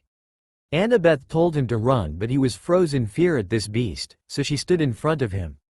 That didn't do much for him because it just jumped over her and landed right in front of Percy. He fell on his ass as it slashed at him and snarled, showing its many teeth to the young boy and charging towards him. Naruto opened his palm and a ball of energy formed in his hand and charged at it. Rasengan, and hit the dog, knocking it a good distance back. Jumping away, he cursed as he saw the wound on the beast was healing up. Naruto did a hand sign and sucked some air in and said, "Sweeten, water style, severing wave." As high pressure of water came out of Naruto's mouth, piercing the dog through its body, and the dog stopped on its tracks with golden blood coming out of it. And Naruto moved his head vertically up with the high-pressured water until the water is no longer in contact with the dog, splitting it in half. "Whoa," said one of the younger Aries campers. There was a murmuring of whispers on how the heck Naruto had done that, so this is the power of a shinobi, and especially of a root Anbu level shinobi. Chiron trotted up next. Percy. "D Immortales," Annabeth said. "That's a hellhound from the fields of punishment. They're not supposed to." "Someone summoned it," Chiron said. "Someone inside the camp." Luke came over, the banner in his hand forgotten, his moment of glory gone. Clarice yelled, "It's all Percy's fault. Percy summoned it." "Be quiet, child," Chiron told her. They watched as what remained of the body of the hellhound melt into shadow, soaking into the ground until it disappeared. "You're wounded," Annabeth told Percy. "Quick, Percy, get in the water." "I'm okay." "No, you're not," she said. "Chiron, watch this." Percy was too tired to argue. He stepped back into the creek, the whole camp gathering around him. He instantly looked a lot better, and the cut on his chest healed up like nothing had happened. "Look, I don't know why," he said, trying to apologize. "I'm sorry." But they were not watching that. He saw that their eyes were above his head. "Percy," Annabeth said, pointing upward. By the time he looked up, the sign was already fading, but he could still make out the hologram of green light, spinning and gleaming. "A three-tipped spear, a trident." "Your father," Annabeth murmured. "This is really not good." "It is determined," Chiron announced. All around Mayhem, campers started kneeling, even the Ares cabin, though they didn't look happy about it. "My father?" Percy asked, completely bewildered. "Poseidon," said Chiron. "Earthshaker, Stormbringer, father of horses. Hail, Perseus Jackson, son of the sea god." Well, things have just got interesting, thought Naruto. Everyone had moved to the area in the middle of all the cabins. People had been shocked about Percy being the son of Poseidon, where he, Zeus and Hades swore to the river of Styx, where it is an oath that is powerful that could lead to result worse than death, to swore never to have demigods' children again. And now everyone discovered that Poseidon has also broke their oath along with Zeus. Everyone just looked at the scene in shock, well, except for Naruto, since he can't really show emotional expression including shock or surprise. First Zeus, and now Poseidon. Just great, two of the big three broken their oaths. "I swear they really need to keep it in their pants," said Chiron as he put his hand on his head and started shaking a bit. "What oath?" questioned Percy. "Not now, Percy, I'll explain later," said Chiron as he looked at the shock campers and then shouted around everyone, "Return to your cabins and then go on with your daily life." And with that, all the campers headed back to their cabins, and Mr. D just left to do whatever he was doing. Everyone left except for Percy, Naruto and Chiron were left. "Percy, I think you should get all your stuff and head to cabin number 3, since that is father's cabin, and stay there from now on," said Chiron, and Percy nodded and head back to the Hermes cabin to get his things and head to the Poseidon cabin. As Chiron was about to leave, he felt a hand on his shoulder and turned to see Naruto looking at him. "Chiron, what exactly is this oath? How does Percy relate to the big three oath they swore?"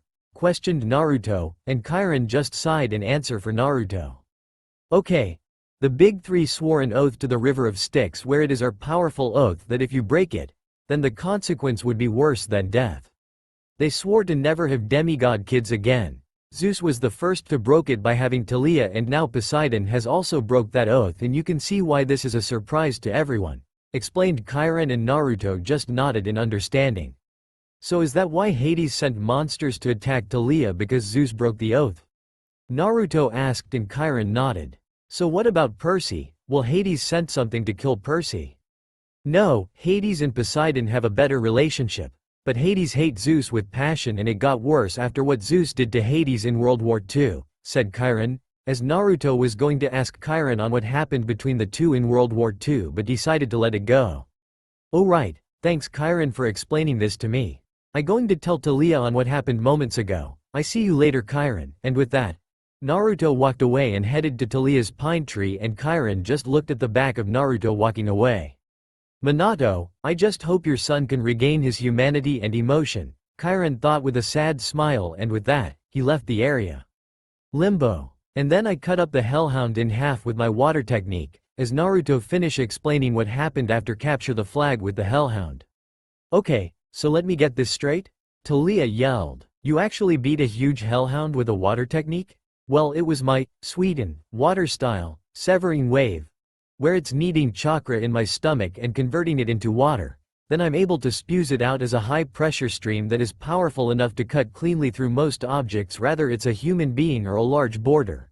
And I did cut the Hellhound in half, Naruto said with an emotionless tone and face, and she was smiling sadly. Was that jutsu belong to you? Asked Talia, and Naruto just shake his head. No, that move was innovated by the second Hokage, Tobirama Senju, and it was passed then to all his students that were water users, and I learned that jutsu from one of their descendants.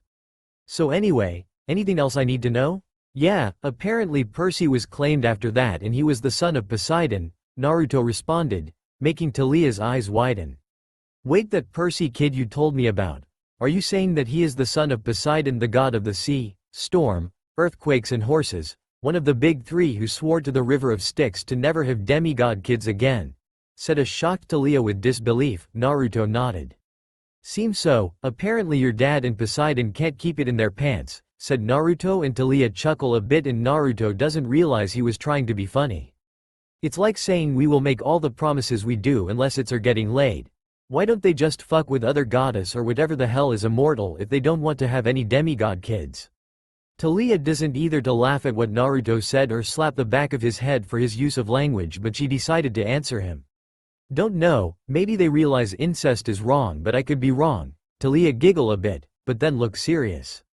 Naruto, things are about to get dangerous now. Percy is now a walking hazard to everyone now, and anything will try to get the opportunity to kill him.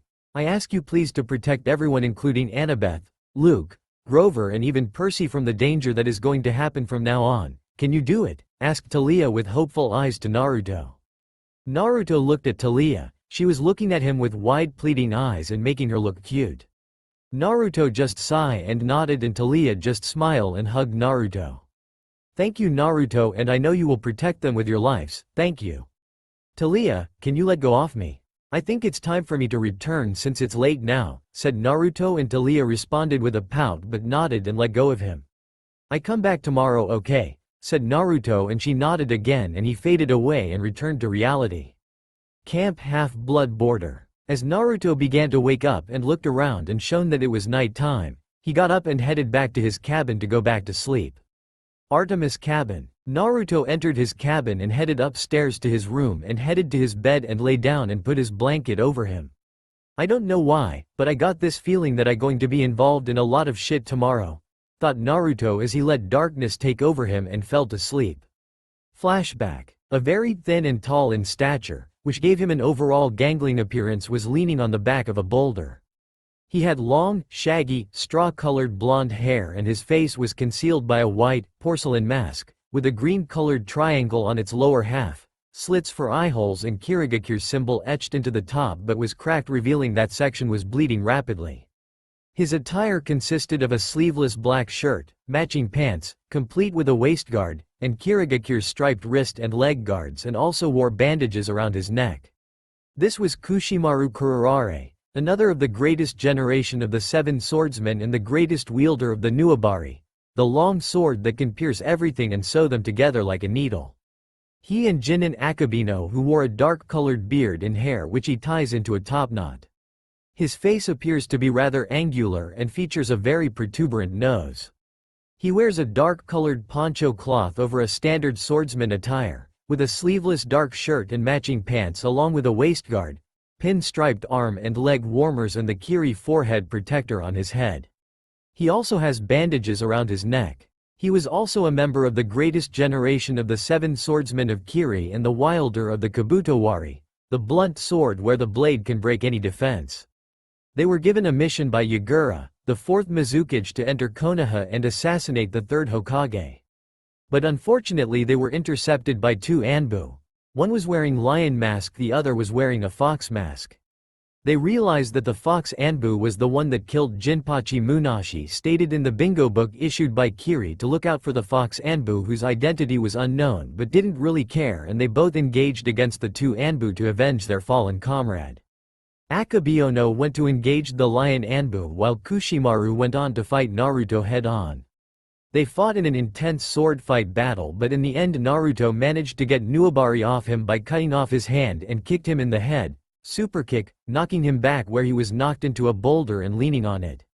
As he looked up from his position, he saw the fox Anbu or Naruto walking towards him with his katana in hand. He was now in front of Kushimaru.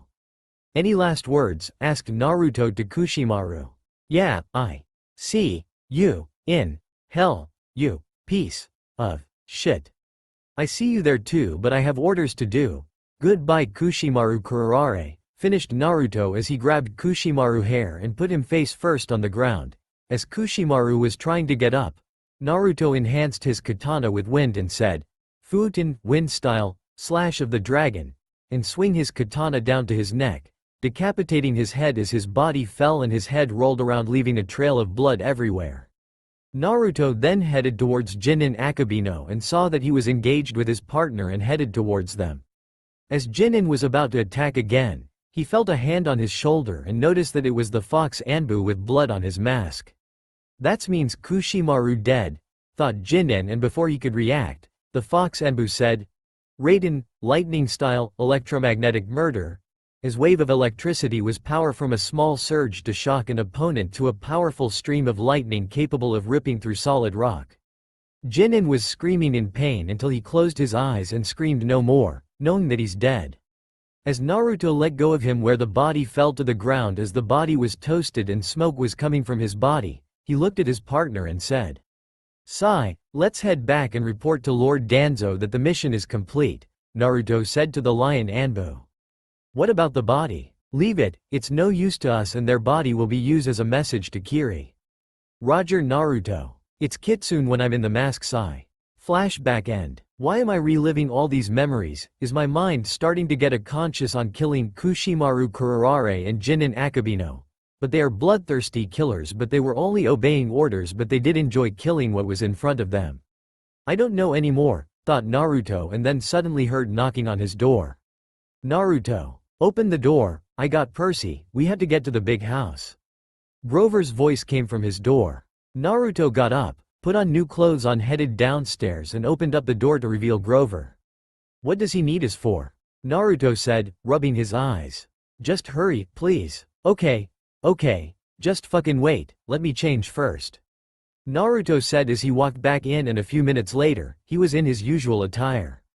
"Okay, let's go." On the way there, Percy looked really nervous for some reason, like he thought he was in trouble for some reason, but Naruto didn't seem to notice, and the son of Poseidon looked at him and asked him, "I don't understand how you can be so calm.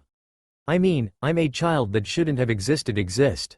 "Percy, you're looking at the son of the virgin goddess. Well, used to be, and you don't see me bitch or act nervous about it. So in my opinion just don't think about and get on with your life," said Naruto, and Percy nodded. Naruto looked up and saw that the sky looked like it was ready to storm and said, "That is one big storm. I wonder it will actually rain." "No," Grover said. "It never rains here unless we want it to." Percy found himself agreeing to this because for as long as they have been here, it never rained, let alone being overcast at all. "What the heck is that, then?" asked Percy. Grover glanced uneasily at the sky. "It'll pass around us. Bad weather always does." They left it all that. But Naruto got the feeling that their half-goat friend was not telling them everything, because to him, that was a massive storm. At the volleyball pit, the kids from Apollo's cabin were playing a morning game against the satyrs. Dionysus's twins were walking around in the strawberry fields, making the plants grow. Everybody was going about their normal business, but they looked tense. They kept their eyes on the storm. Big house. All three walked up to the front porch of the big house. Dionysus sat at the pinnacle table in his tiger-striped Hawaiian shirt with his Diet Coke, just as he had on my first day. Chiron sat across the table in his fake wheelchair. They were playing against invisible opponents, two sets of cards hovering in the air. Well, Mr. D said without looking up. "Our new celebrity. Come closer, Percy, Mr. D said. And don't expect me to bow to you, mortal, just because old Barnaclebeard is your father. He pointed to Percy, even if you are related to those three. And a net of lightning spread across the clouds above Mr. D, who didn't seem to care. Blah blah blah. Chiron feigned interest in his pinnacle cards. Grover cowered by the railing, his hooves clopping back and forth. If I had my way, Dionysus said, I would cause your molecules to erupt in flames. We'd sweep up the ashes and be done with a lot of trouble. But Chiron seems to feel this would be against my mission at this cursed camp. To keep you brats safe from harm. Spontaneous combustion is a form of harm, Mr. D, Chiron put in. If it was me, I would just made it look like an accident, but I'm not actually going to do it, Naruto said, and Percy just looked at him with fear. Too much effort, Dionysus said. Plus Percy wouldn't feel a thing. Nevertheless, I've agreed to restrain myself. I'm thinking of turning you into a dolphin instead. Sending you back to your father. Mr. D, Chiron warned, while everyone seemed to be on Percy's case. Oh, all right, Dionysus relented. There's one more option, but it's deadly foolishness. Dionysus rose, and the invisible player's cards dropped to the table. I'm off to Olympus for the emergency meeting. If he is still here when I get back, I'll turn Percy into an Atlantic bottlenose. Do you understand, Perseus Jackson? If you're at all smart, you'll see that's a much more sensible choice than what Chiron feels you must do. Dionysus picked up a playing card, twisted it, and it became a plastic rectangle. A credit card? No, a security pass. He snapped his fingers. The air seemed to fold and bend around him. He became a hologram, then a wind, then he was gone, leaving only the smell of fresh pressed grapes lingering behind. Chiron smiled and said, I would like you boys to sit down, please. They compiled. Chiron laid his cards on the table, a winning hand he hadn't gotten to use. Tell me, boys, what do you make of the Hellhound? It scared me, Percy replied. If Naruto hadn't sliced it in half, I would not be here right now. Heard about them from my mom, and she just told if I see any of those monsters, including the Hound, she said I should kill it, Naruto said thoughtfully, making Percy look either grateful or in fear. Trust me, you two will have fought far worse when you are done. Chiron commented. Done, with what? Asked Percy.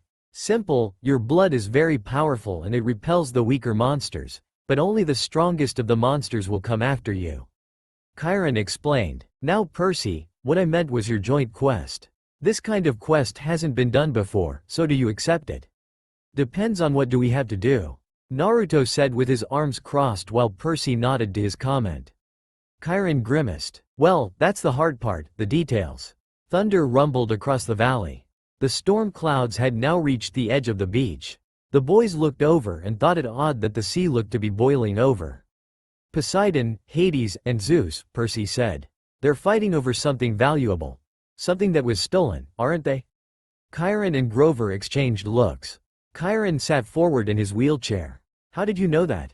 Percy looked embarrassed at that for some reason. The weather since Christmas has been weird, like the sea and the sky are fighting. Then I talked to Annabeth, and she'd overheard something about a theft. And I've also been having these dreams. I knew it, Grover said. Hush, satyr, Chiron ordered. But it is their quest. Grover's eyes were bright with excitement. It must be. Only the oracle can determine. Chiron stroked his bristly beard. Nevertheless, Percy, you correct. Your fathers and Zeus are having their worst quarrel in centuries. They are fighting over something valuable that was stolen. To be precise, a lightning bolt. Of course Hades is merely egging them on for his own amusement. A what? Percy chuckled nervously. Do not take this lightly, Chiron warned. I'm not talking about some tinfoil-covered zigzag you'd see in a second-grade play. I'm talking about a 2-foot-long cylinder of high-grade celestial bronze, capped on both ends with god-level explosives. Thankfully, it has not been used as a sword. Oh, Zeus's master bolt, Chiron said, getting worked up now. The symbol of his power, from which all other lightning bolts are patterned. The first weapon made by the Cyclops for the war against the Titans. The bolt that sheared the top off Mount Etna and hurled Kronos from his throne. The master bolt, which packs enough power to make mortal hydrogen bombs look like firecrackers. And it's missing? Asked Percy. Stolen, Chiron said. By who? By you, Percy. And then Percy's jaw dropped. At least, Chiron held up a hand.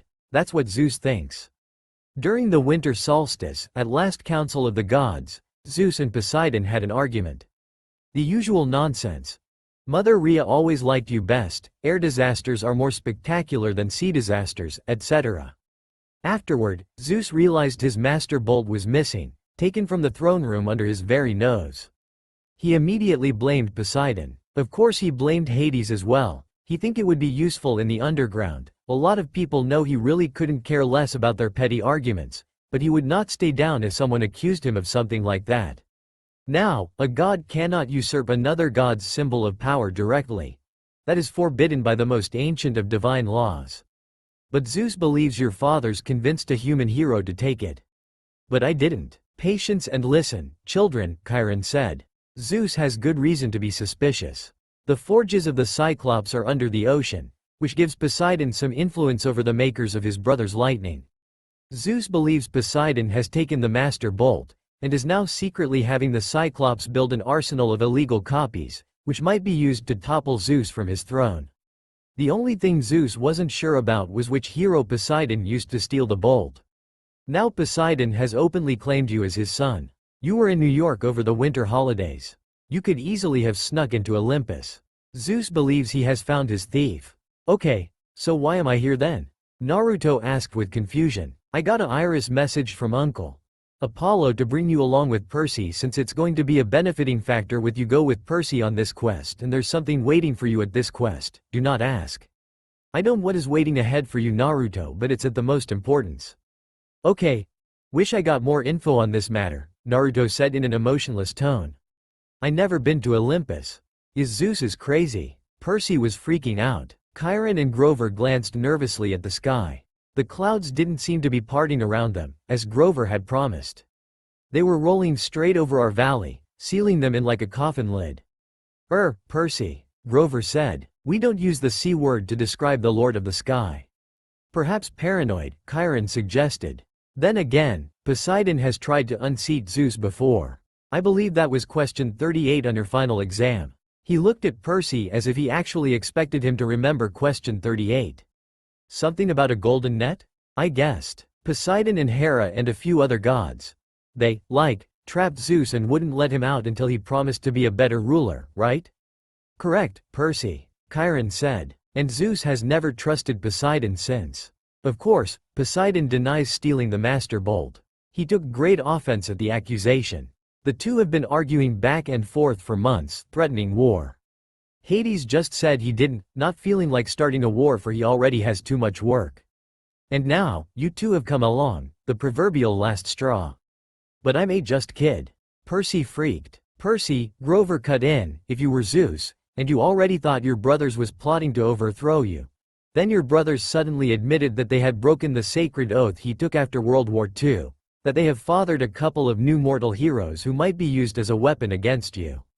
Wouldn't that put a twist in your toga? But I didn't do anything. Poseidon, my dad, he didn't really have this master bolt stolen, did he? Chiron sighed. Most thinking observers would agree that thievery is not Poseidon's style. But the sea god is too proud to try convincing Zeus of that. Zeus has demanded that they return the bolt by the summer solstice. That's June 21st, 10 days from now. Poseidon wants an apology for being called a thief by the same date, just that this matter be solved before he is overloaded. I hope that diplomacy might prevail, that Hera or Demeter or Hestia would make the two brothers see sense. But your arrival has inflamed Zeus's temper. Now neither god will back down. Unless someone intervenes, unless the master bolt is found and returned to Zeus before the solstice, there will be war. And do you know what a full-fledged war would look like, Percy? Bad? Percy guessed. Imagine the world in chaos. Nature at war with itself. Olympians forced to choose sides between Zeus and Poseidon. Destruction. Carnage. Millions dead. Western civilization turned into a battleground so big it will make the Trojan War look like a water balloon fight. Bad, Percy repeated. This like Kiri and Yagura all over again, said Naruto as he put his right hand on his head. And you Percy Jackson, shall be the first two to feel Zeus's wrath. Percy had a dumbstruck look on his face. So we have to find the stupid bolt, Percy said. And return it to Zeus. Pretty much Percy, answered Naruto. What better peace offering, Chiron said, than to have the son of Poseidon return Zeus's property? If Poseidon doesn't have it, where's the thing? Percy asked. I believe I know. Chiron's expression was grim. Part of a prophecy I had years ago. Well, some of the lines make sense to me, now. But before I can say more, you must officially take up the quest. You must seek the counsel of the oracle. Why can't you tell me where the bolt is beforehand? Percy asked. Because if I did, you would be too afraid to accept the challenge. Percy swallowed. Good reason. You agree then? Percy looked to Grover, who nodded, and then to Naruto, who looked ready for anything. They nodded to each other, and at the same time, they said, we accept. Besides, it is better than being turned into a dolphin. Percy stated. Then it's time you two consulted the oracle, Chiron said. Go upstairs to the attic. When you come back down, assuming you're still sane, we will talk more. Attic. Percy and Naruto went up 4 floors that ended under a green trapdoor. Percy pulled the cord and it swung open to reveal a ladder. The warm air from above smelled like mildew and rotten wood and something else. Something that Percy remembered from biology class about snakes. Of course it really smelled bad, so they covered their faces as they went up. The attic was filled with Greek hero junk. Armor stands covered in cobwebs. Once bright shields pitted with rust. Old leather steamer trunks plastered with stickers saying ITHAKA, Circe's Isle, and Land of the Amazons. One long table was stacked with glass jars filled with pickled things. Severed hairy claws, huge yellow eyes, various other parts of monsters. A dusty mounted trophy on the wall looked like a giant snake's head, but with horns and a full set of shark's teeth. The plaque read, Hydra Head No. 1, Woodstock, NY, 1969. By the window, sitting on a wooden tripod stool, was the most gruesome memento of all, a mummy. Not the wrapped in cloth kind, but a human female body shriveled to a husk. She wore a tie-dyed sundress, lots of beaded necklaces, and a headband over long black hair. The skin of her face was thin and leathery over her skull, and her eyes were glassy white slits, as if the real eyes had been replaced by marbles. She'd been dead a long, long time. Percy got a freaked-out look on his face while Naruto didn't seem to really care. Then, a green mist poured from the mummy's mouth, coiling over the floor in thick tendrils, hissing like 20,000 snakes. Percy fell over and tried to get out, but the trapdoor was shut tight. Naruto was stone still as he glared at the mist, not liking this. Then they heard a voice in their heads. I am the spirit of Delphi, speaker of the prophecies of Phoebus Apollo, slayer of the mighty Python. Approach, seekers, and ask. Naruto could tell this was freaking out Percy, so he put a hand on his shoulder and it seemed to work some. Looking back at it, he had to admit it was a bit creepy. That green mist was its form of speaking to them, and it did not feel evil like some things they had encountered so he would give it a chance, and it seemed Percy would too. What is my destiny? They asked at the same time. The mist swirled more thickly, collecting right in front of them and around the table with the pickled monster part jars. Suddenly there were 4 men sitting around the table, playing cards, and a bandaged man standing next to them. Their faces became clearer. It was Smelly Gabe and his buddies, as Percy told Naruto about them, along with his former lord and master, Danzo Shiomara. Danzo turned toward them and spoke in the rasping voice of the oracle and said, Two Child of the Moon shall meet face to face, said Danzo. You shall go west, and face the god who has turned, said Gabe. You shall find what was stolen, and see it safely returned, one of Gabe's friend. You shall be betrayed by one who calls you a friend, said Gabe's other friend. You shall fail to save what matters most, in the end, said Eddie, who is one Gabe's friends. And the 2 Child of the Moon shall be trained in the city of the whirlpool, and Danzo said again. The figures began to dissolve, and as the mist retreated, coiling into a huge green serpent and slithering back into the mouth of the mummy, Percy cried, Wait. What do you mean? What friend? What will I fail to save? The tail of the mist snake disappeared into the mummy's mouth. She reclined back against the wall. Her mouth closed tight, as if it hadn't been opened in 100 years. The attic was silent again, abandoned, nothing but a room full of mementos.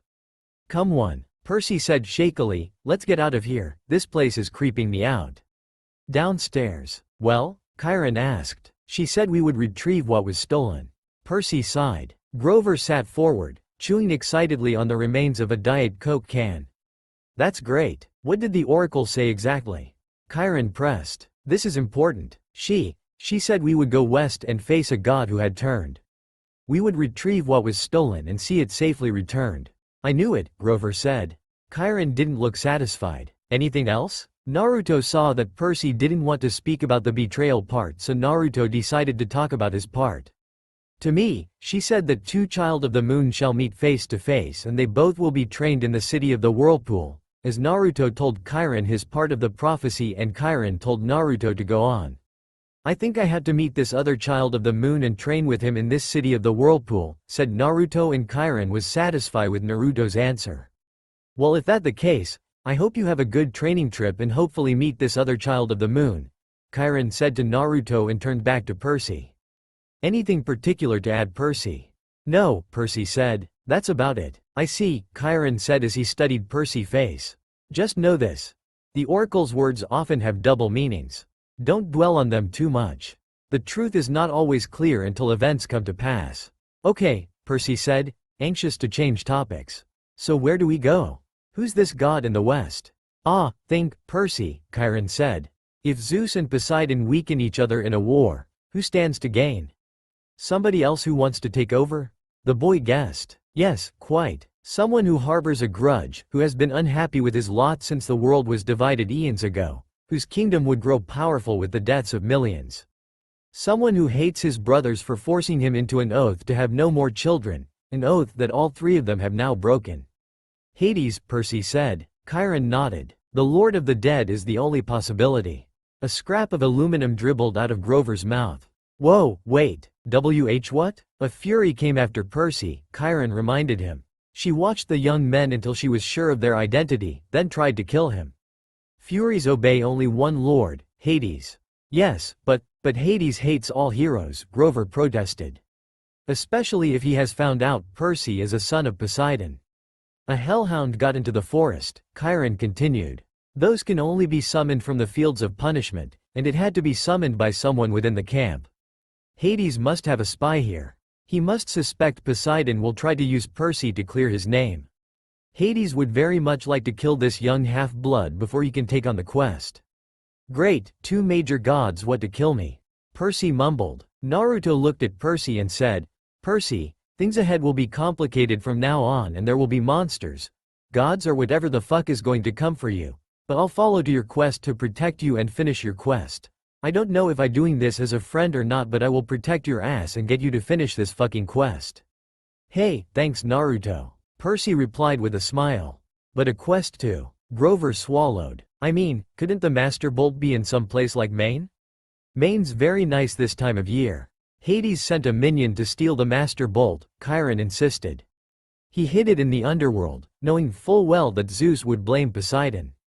I don't pretend to understand the Lord of the Dead's motives perfectly, or why he chose this time to start a war, but one thing is certain. Percy must go to the underworld, find the Master Bolt, and reveal the truth. Grover started trembling. He'd started eating pinnacle cards like potato chips. The poor guy needed to complete a quest with Percy or Naruto so he could get his searcher's license, whatever that was. You're saying we're being used? Percy stated, irritable about this information. I'm saying it's no accident that your father have claimed you now. It's a very risky gamble, but they're in desperate situations. They need you. Well, Percy, now we have to save your dad's ass and prove he is innocent of not stealing the bolt. Naruto sighed, realizing you got himself in a shitload of work because of Percy and his uncle, and Grover nodded to that. You've known I was Poseidon's son all along, haven't you? Percy accused. I had my suspicions. As I said, I've spoken to the Oracle, too. Chiron said calmly. So let me get this straight, Percy said. We're supposed to go to the underworld and confront the Lord of the Dead. Check, Chiron stated. Find the most powerful weapon in the universe. Check, Naruto said with a bored tone. And get it back to Olympus before the summer solstice, in 10 days. That's about right, Chiron said. Did I mention that Maine is very nice this time of year? Grover asked weakly as he gulped down an ace of hearts. You don't have to go, Percy told him. I can't ask that of you. He took a deep breath, then stood, brushing the shredded cards and aluminum bits off his t-shirt. You guys saved my life. If you're serious about wanting me along, I won't let you down. That made Percy smile because he wanted another friend with him, and Naruto nodded with respect. All the way, G-Man. Percy said and then turned to Chiron. So where do we go? The oracle just said to go west. The entrance to the underworld is always in the west. It moves from age to age, just like Olympus. Right now, of course, it's in America. Where? Naruto asked. Chiron looked surprised. I thought that would be obvious enough. The entrance to the underworld is in Los Angeles. Oh, Percy said. Naturally. So we just get on a plane. No, Grover shrieked. Percy, what are you thinking? Have you ever been on a plane in your life? Percy shook his head in the negative. Percy, think, Chiron said. You are the son of the sea god. Your father's bitterest rival is Zeus, lord of the sky. Your mother knew better than to trust you in an airplane. You would be in Zeus's domain. You would never come down again alive. Okay, Percy said, determined not to look at the storm. So, we'll travel overland. That's right, Chiron said. 2 companions may accompany you. Grover is one. The other has already volunteered, if you will accept her help. Gee, Percy said, feigning surprise while smirking to Naruto, who did the same. Who else would be stupid enough to volunteer for a quest like this? The blonde looked behind Chiron to see his fellow blonde behind the man. He just went behind Chiron and took something off, which is a Yankees hat, and Annabeth shimmered into existence for all to see. I've been waiting a long time for a quest, seaweed brain, she said. Athena is no fan of Poseidon, but if you're going to save the world, I'm the best person to keep you from messing up. She then turned to Naruto and said, besides, we got the ninja assassin here to protect us if we need it. Naruto, there is one thing I am having trouble understanding. Can you see me even if I am invisible? I heard your footsteps when you came in here, and I also heard your breathing and humming from the spot you were breathing. If you want advice on shelf, don't speak or breath and stay quiet. Oh, Annabeth blushed for trying to be sneaky around a ninja, especially a sensor-type ninja. If you do say so yourself, Percy said with a smirk. I suppose you have a plan, wise girl? Her cheeks colored. Do you want my help or not? The 4 of us will work just fine. Percy said in return, happy to be traveling with people he knows and trusts. Excellent, Chiron said. This afternoon, we can take you as far as the bus terminal in Manhattan. After that, you are on your own. Lightning flashed. Rain poured down on the meadows that were never supposed to have violent weather. No time to waste, Chiron said. I think you should all get packing. Already done it. Naruto commented as he reached into his back pocket and is now holding a scroll with all the necessary things he need for survival. I got everything I need right in here. You have got to teach me about Fujutsu. Annabeth said with wide eyes. Maybe, after this trip or after my training with the other child of the moon, but see if you have the energy to do it, Naruto said thoughtfully. Thank you, Naruto, I can't wait, said Annabeth with a bright smile on her face. I gonna talk to Talia and tell her about this my meeting with this child of the moon and protecting your ass in this quest. With that, Naruto shunshined to the tree. All 3 just looked at the spot Naruto just disappeared at with shock expression, but then Grover changed his expression to a cheerful expression and shouted. That was freaking awesome, and Percy and Annabeth just nodded at the badass teleporting move Naruto just performed. Wait, Talia cut in, stopping Naruto's explanation. You are telling me that you, Annabeth, Grover, and Percy are going to quest to get my father's lightning bolt before the winter solstice? Pretty much yes, and if it isn't returned to Zeus, then Percy going to be smite by Zeus and world war with Zeus and Poseidon beating the crap out of each other, replied Naruto. You know, I am not surprised. Talia deadpanned. Ah well, looks like we're going to hell. I always wanted to go there, Naruto shrugged. Why? That's where I'm going, or is Yomi, since I'm also Shinto. Talia wanted to say something about that but let it slide for now. And let's hope you and the others would make it out in one piece, said a concerned Talia. Yeah, let's hope. Well anyway, I better get going. I will see you later, Talia. Naruto said as he started fading away from Limbo. Talia had an unsure face at first, but just waked forward and planted a kiss on Naruto's fading cheek, shocking the boy greatly. Good luck, Naruto, she said as he disappeared. She then sighed. He probably won't get it. And it's even harder if you don't feel love. Camp Half-Blood Boulder. As they waited Naruto at the camp's boulder, they saw him body flickered here, surprising everyone except Krian since he got used to Minato and other nin teleporting around him. Okay guys, let's go, said Naruto, and all nodded and was about to go until Krian stopped Naruto. Naruto, I know this is Percy's quest, but you're the only one with much experience. Can you look after them please? Asked Krian, and Naruto nodded, which got him to smile. Thanks Naruto, I know I can count on you, Chiron said. This is Argus. He will drive you into the city, and, well, keep an eye on things. They heard footsteps behind them. They saw Luke came running up the hill, carrying basketball shoes. Hey, Luke said, glad I caught you. Annabeth blushed, the way she always did when Luke was around. Just wanted to say good luck, he said to Percy. And I thought, maybe you could use these. He handed Percy the sneakers, which looked pretty normal. Luke said, Maya. White bird's wings sprouted out of the heels, startling Percy so much he dropped them. The shoes flapped around on the ground until the wings folded up and disappeared. Awesome, Grover said. Luke smiled. Those served me well when I was on my quest. Gift from Dad. Of course, I don't use them much these days, he said with a sad expression. Percy didn't know what to say. Hey, man, he said. Thanks. Listen, Percy, Naruto. Luke looked uncomfortable. A lot of hopes are riding on both of you, so just kill some monsters for me, okay? Don't worry with Percy's luck, we might just run into a few, Naruto said calmly. Hey, Percy shouted. Naruto just ignored him and walked away. Don't waste more time, I see you by the van, he said and disappeared. Percy and Luke shook hands. Luke patted the Grover's head between his horns, and then gave a goodbye hug to Annabeth, who looked like she might pass out. After Luke was gone, Percy said to her, You're hyperventilating. I'm not. You let him capture the flag instead of you, didn't you? Oh, why'd I want to go anywhere with you, Percy?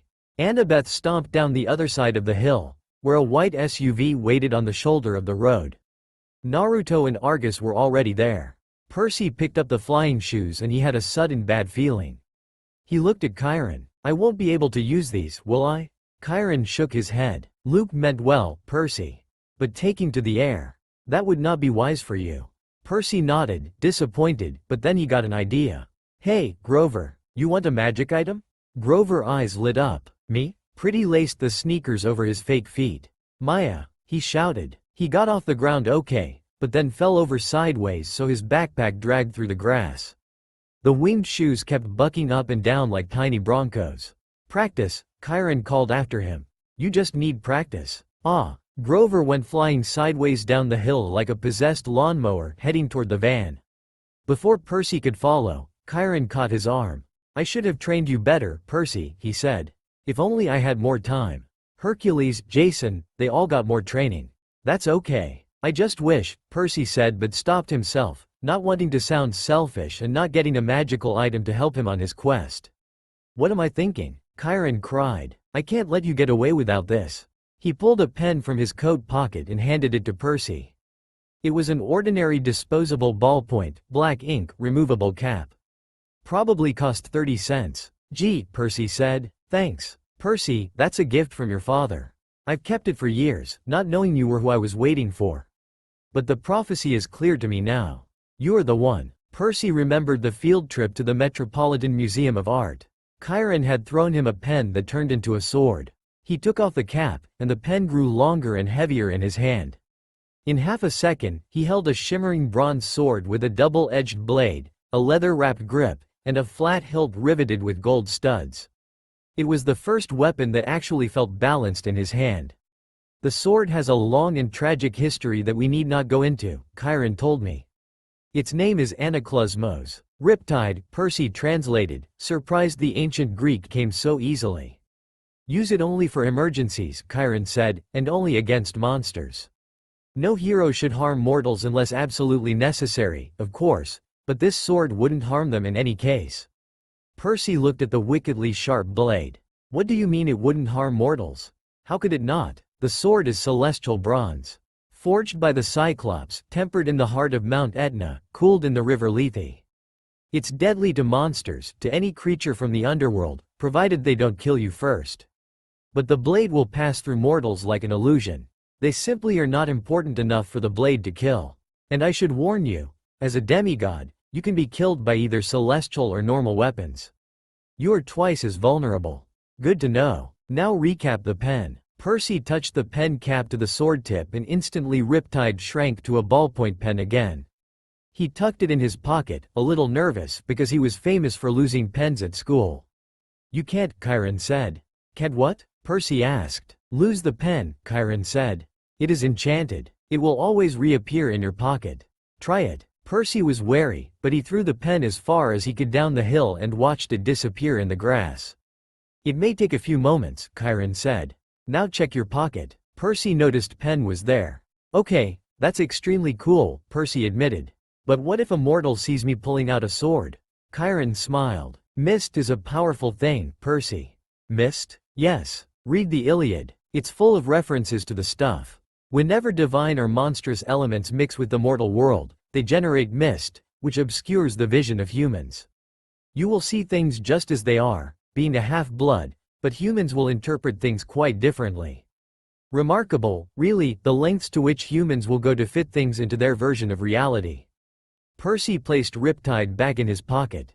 Chiron, Percy said, when you say the gods are immortal, I mean, there was a time before them, right? 4 ages before them, actually.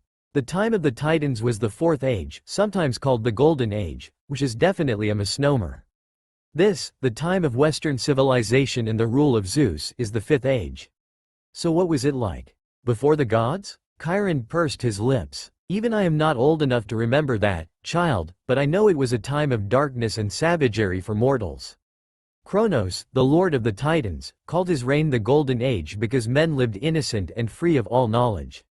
But that was mere propaganda. The Titan king cared nothing for your kind except as appetizers or a source of cheap entertainment. It was only in the early reign of Lord Zeus, when Prometheus the good Titan brought fire to humanity, that your species began to progress, and even then Prometheus was branded a radical thinker. Zeus punished him severely, as you may recall. Of course, eventually the gods warmed to humans, and Western civilization was born. But the gods can't die now, right? I mean, as long as Western civilization is alive, they're alive. So, even if we failed, nothing could happen so bad it would mess up everything, right? Chiron gave him a melancholy smile. No one knows how long the age of the West will last, Percy. The gods are immortal, yes. But then, so were the Titans. They still exist, locked away in their various prisons, forced to endure endless pain and punishment, reduced in power, but still very much alive. May the fates forbid that the gods should ever suffer such a doom, or that we should ever return to the darkness and chaos of the past. All we can do, child, is follow our destiny. Good luck in your quest. Percy, and humanities is now in your hand, and good luck. With that, Creon left and Percy headed towards the van. Argus drove them out of the countryside and into western Long Island. Percy felt weird to be on a highway again. Annabeth and Grover sitting next to him, and Naruto was sitting on the front seat, as if they were normal carpoolers. After 2 weeks at Half-Blood Hill, the real world seemed like a fantasy. Naruto noticed Percy was staring at every McDonald's, every kid in the back of his parents' car, every billboard and shopping mall. So far so good, Percy said. 10 miles and not a single monster. Annabeth gave him an irritated look. It's bad luck to talk that way, seaweed brain. Remind me again. Why do you hate me so much? I don't hate you. Could have fooled me. Annabeth folded her cap of invisibility. Look, we're just not supposed to get along, okay? Our parents are rivals. Why? She sighed. How many reasons do you want? One time my mom caught Poseidon with his girlfriend in Athena's temple, which is hugely disrespectful. Another time, Athena and Poseidon competed to be the patron god for the city of Athens. Your dad created some stupid saltwater spring for his gift. My mom created the olive tree. The people saw that her gift was better, so they named the city after her. They must really like olives. Oh, forget it. Now, if she'd invented pizza, that I could understand. I said, forget it. As Percy and Annabeth continued to agree, Naruto told Grover to wake him up when they got to their destination, and he nodded, and with that Naruto fell asleep. Greyhound Station. Traffic slowed them down in Queens. By the time they got into Manhattan it was sunset and starting to rain. Argus dropped them at the Greyhound Station on the Upper East Side, not far from Percy's mom and Gabe's apartment.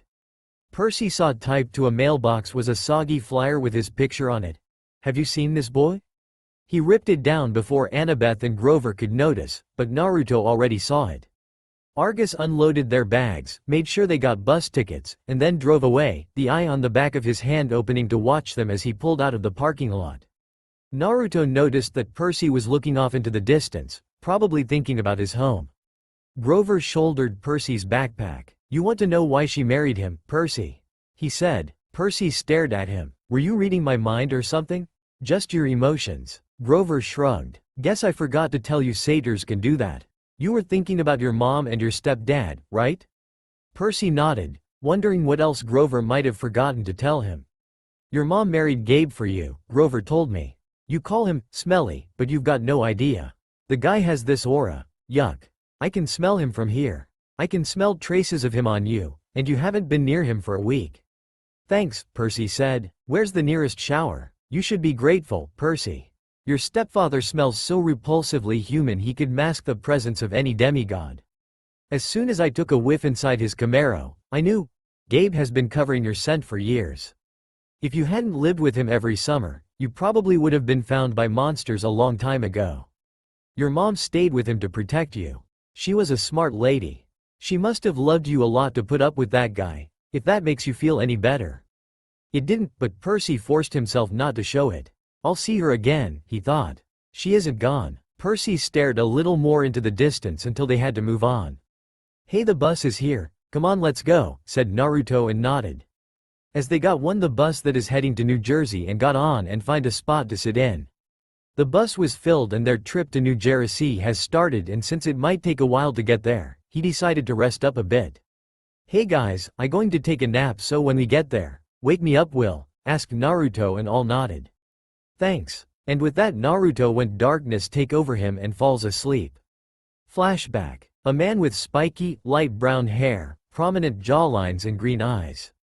He is wearing the standard Iwagakure flak jacket and single-sleeved shirt underneath, leaving the entirety of his right arm exposed except for the presence of his forehead protector, wrapped around the upper portion of the arm. This is Gari of the explosion release. He processed the explosion Kekkei Genkei where it utilize explosive chakra in combat, allowing them to cause explosions in objects they come into contact with. He is currently in Valley and trying to get away from the enemy that is chasing him. He was given a simple mission to take down some Konoha nin with 4 other Iwa nin, but was ambushed by Konoha's Anbu, about 5 or 6 of them, and has managed to take down all 4 of his comrade. He managed to take 2 of them but knew he doesn't have a chance and decided to escape. As he looked back and saw no one behind him and sigh and thought that he lost them, but was only later look in front only to see a knee to his face as the knee strike him in the face and knocked him down to the floor, laying face down. As he looked up, he saw a Anbu of a fox-like mask and realized this was the Kitsune of Konoha, the shinobi who managed to kill 3 of Kiri's greatest 7 swordsmen of the current generation, and the fox Anbu looked down at him and simply said, "Any last words? You may kill me, Treehugger, but Iwa and Onoki will have your head for this. I may die today, but I will not be given pity from my enemy, including you Konoha scum. Very well then, may you find peace." As Naruto picked Gari up and held him in a guillotine choke while standing, he then applied pressure to his neck and proceeded to twist his neck, snapping his neck with a sicking snap sound, and dropped his body on the floor. Naruto then walked away, heading back to his team and head back to Konoha to report to Lord Danzo.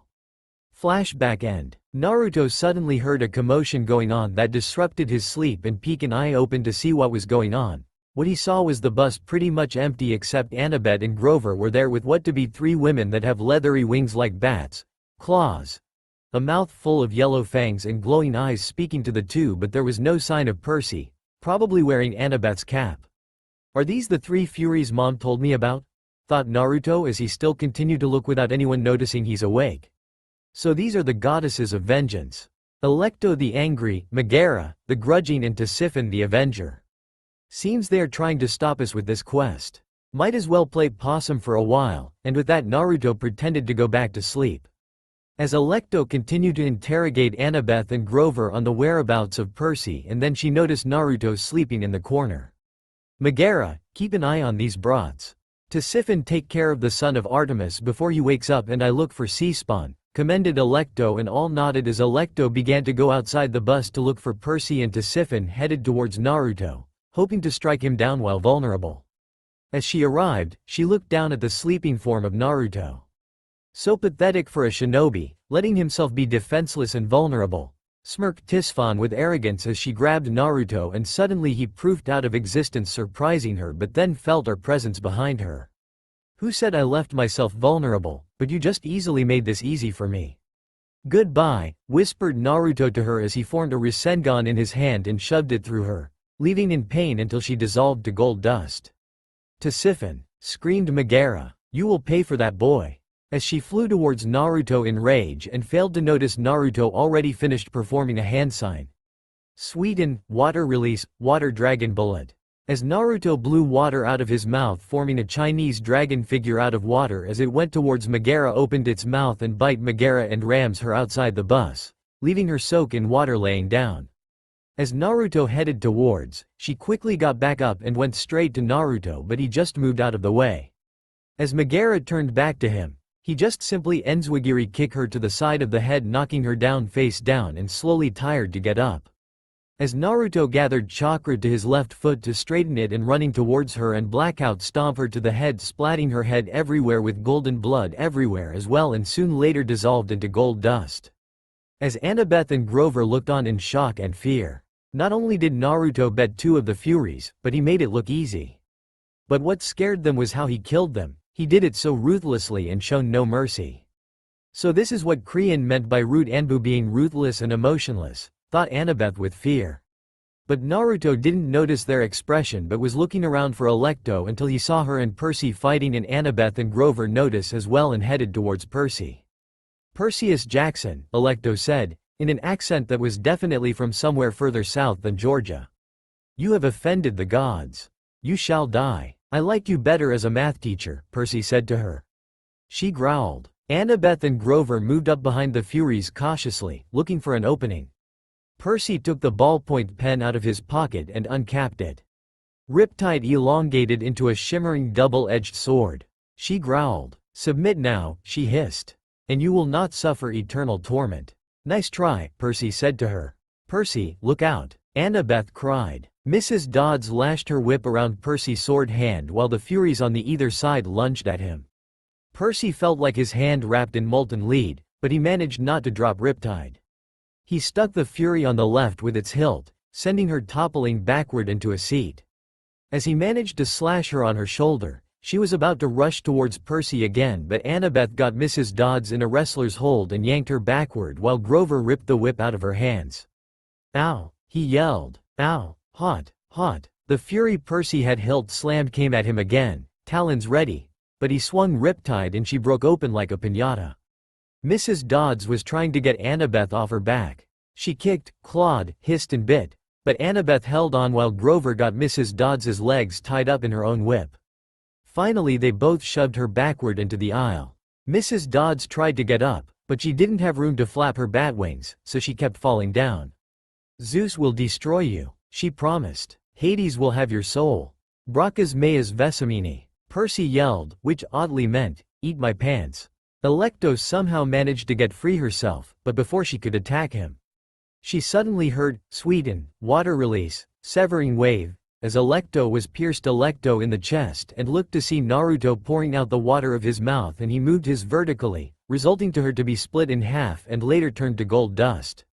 Suddenly, thunder shook the bus. Get away from the bus! Annabeth yelled. Now, they rushed outside and found the other passengers wandering around in a daze, arguing with the driver or running around in circles yelling, we're going to die. A Hawaiian-shirted tourist with a camera snapped Percy's photograph before he could recap his sword. Our bags. Grover realized. We left our. Boom. The windows of the bus exploded as the passengers ran for cover. Lightning shredded a huge crater in the roof. Let's go, Naruto said. We don't need more problems. Then he disappeared with Annabeth, Percy and Grover from there. Omake. Icha Icha discover. As the strolls were wandering around the mass hall thinking of a prank to do, but they then notice on the spot where Naruto usually sit was a bright orange book titled, Icha Icha. Paradise, by Jorari the Toad Sage on it. Must be Naruto's. Think we should return this to him? Asked Connor. Yeah, we should, but I think he wouldn't mind us if we read what this novel is about, replied Travis, and Connor nodded. As they both opened the book and began to read each page, Their face grew a dark blush after reading the first few chapters. "Damn," muttered Connor. "You got that right, let's show this with the other guys." And with that they left the mass hall and to spread the wonder of Icha Icha to their fellow men. And soon they found Charles, Luke, Lee and Michael talking to one another and headed to them. "Hey guys, guess what Naruto had with him all this time," said Connor. "What?" asked all four guys. "This," Travis revealing the Icha Icha book, which confused them, but then said, "Come on, come here and read with us and you will find out." As the four got around Connor and Travis and started reading the book. As they read each chapter, they slowly began to grow a dark blush and even darker later until they turned to the next page and slowly read it until they all had nosebleed launched out of their nose and hit they ground behind them. Knockout with perverted grin on their faces. 20 minutes. As Krian and Mr. D were walking around camp, they noticed 6 boys were passed out with perverted grins on their faces with blood dripping out of their nose. "My God, what the hell happened?" said a shocked Krian. "I think I know," said Mr. D as he walked towards Travis and took the orange book out of his hand. It seems Artemis' son is a fan of this Joraria's series. Can't wait for her to find out about this." As they both laughed and walked away with the book in hand, leaving behind the 6 perverted boys. "Damn it, don't you all go die on me," Naruto thought in his mind as he was rushing towards Percy and the others' location. "Damn it, I should have left a fucking clone with them." As Naruto reached to his destination, he saw Percy was hiding behind a statue and a snake-like woman who's tall, old with wrinkled, coffee-colored skin and snakes for hair with long, elegant, wrinkled hands. She wore a long black gown, and her face is a shimmering pale circle under her black veil. So that's Medusa, better not look at her directly in the eyes.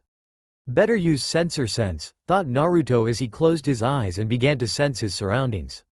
I know I should go down there and kill her right away, but if I do that, I'll be babying Percy then. I already saved his ass twice, better let him deal with this. Better made sure Annabeth and Grover are alright, thought Naruto as he sensed for their presence and found them to be okay.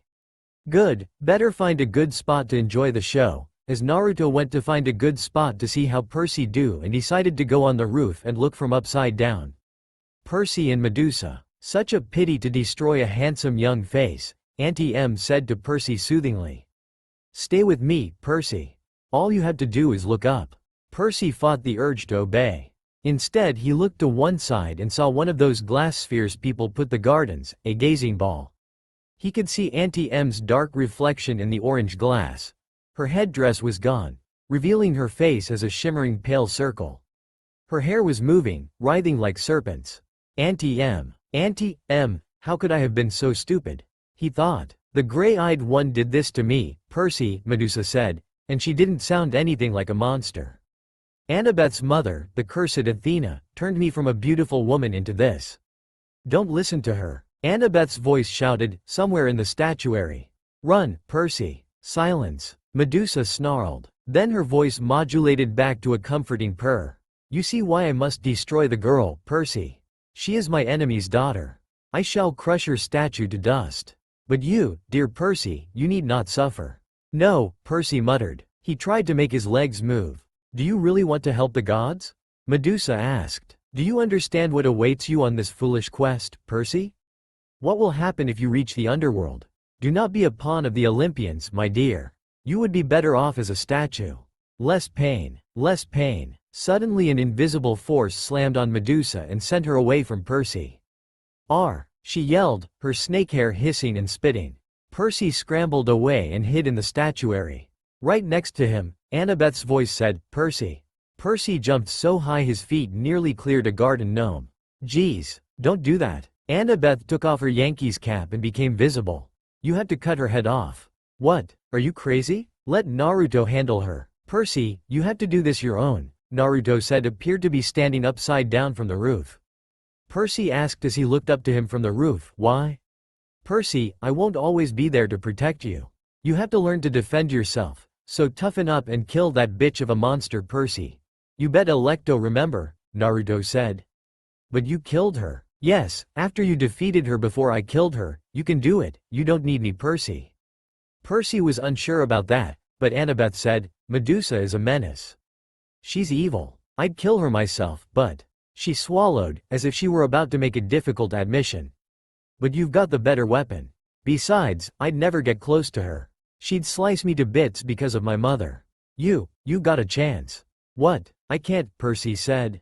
Look, do you want her turning more innocent people into statues? She pointed to a pair of statue lovers, a man and a woman with their arms around each other, turned to stone by the monster. Annabeth grabbed a green gazing ball from a nearby pedestal. A polished shield would be better. She studied the sphere critically. The convexity will cause some distortion. The reflection size should be off by a factor of. Would you speak English? I am, Annabeth said, and she tossed him the glass ball. Just look at her in the glass. Never look at her directly. Hey, guys, Grover yelled somewhere above them. I think she's unconscious. Ruer. Maybe not, Grover corrected. Hurry up, Annabeth said. She whipped her Yankees cap onto her head and vanished. Good luck, Percy, Grover said. He went into hiding. Good luck, Naruto said. Use the lessons Chiron taught you back in school. Use your brain on this one. As he said from the roof and hang upside down. Easy for you, Percy thought. He took out his pen and uncapped it. The bronze blade of Riptide elongated in his hand. He followed the hissing and spitting sounds of Medusa's hair. He kept his eyes locked on the gazing ball so he would only glimpse a Medusa's reflection, not the real thing. Then, in the green-tinted glass, he saw her.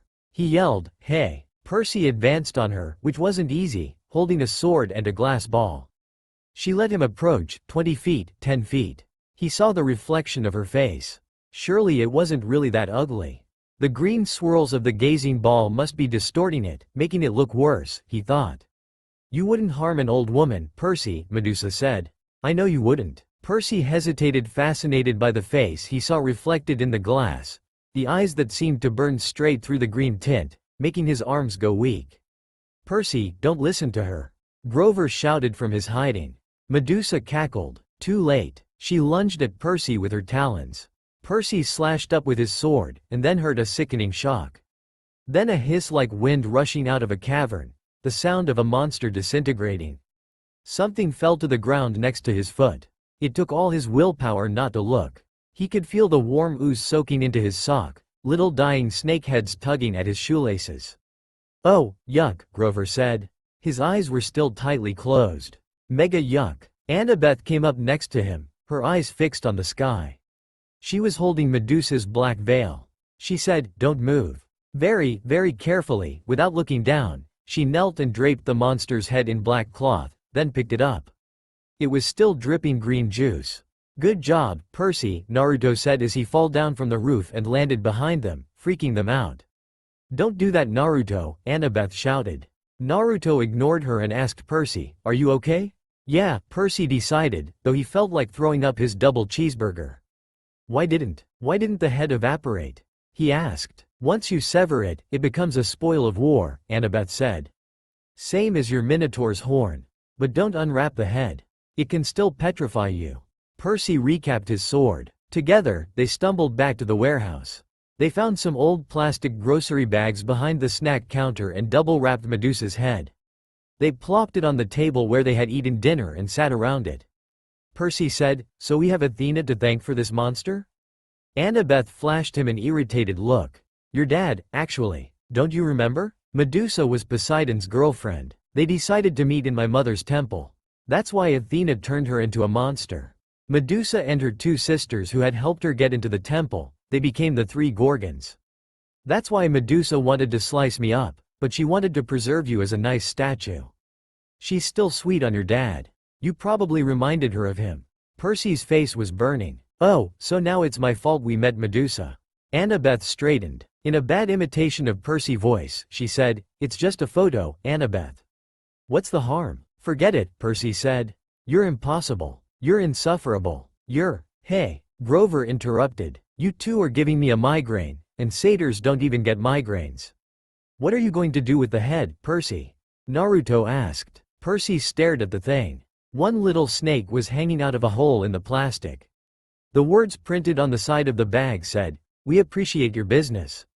He was angry, not just with Annabeth or her mom, but with all the gods for this whole quest, for getting them blown off the road and in two major fights the very first day out from camp.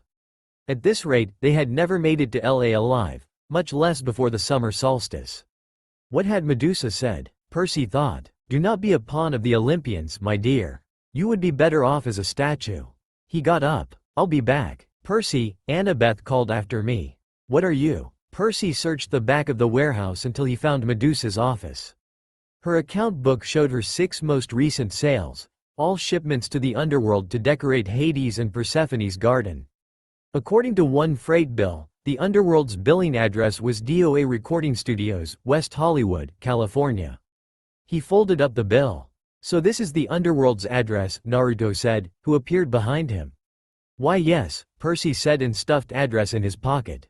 In the cash register they found $20, a few golden drachmas, and some packing slips for the Hermes Overnight Express, each with a little leather bag attached for coins. Percy rummaged around the rest of the office until he found the right size box. They went back to the picnic table, packed up Medusa's head, and filled out a delivery slip. The gods. Mount Olympus, 600th floor, Empire State Building, New York, New York. With best wishes, Percy Jackson. Percy, they are not going to like that. They will take it as an insult, Grover said, hoping to change Percy's mind about him little gift. Good, then maybe next time they won't lose that stupid bolt, he grumbled as he poured some golden drachmas in the pouch. As soon as he closed it, there was a sound like a cash register. The package floated off the table and disappeared with a pop.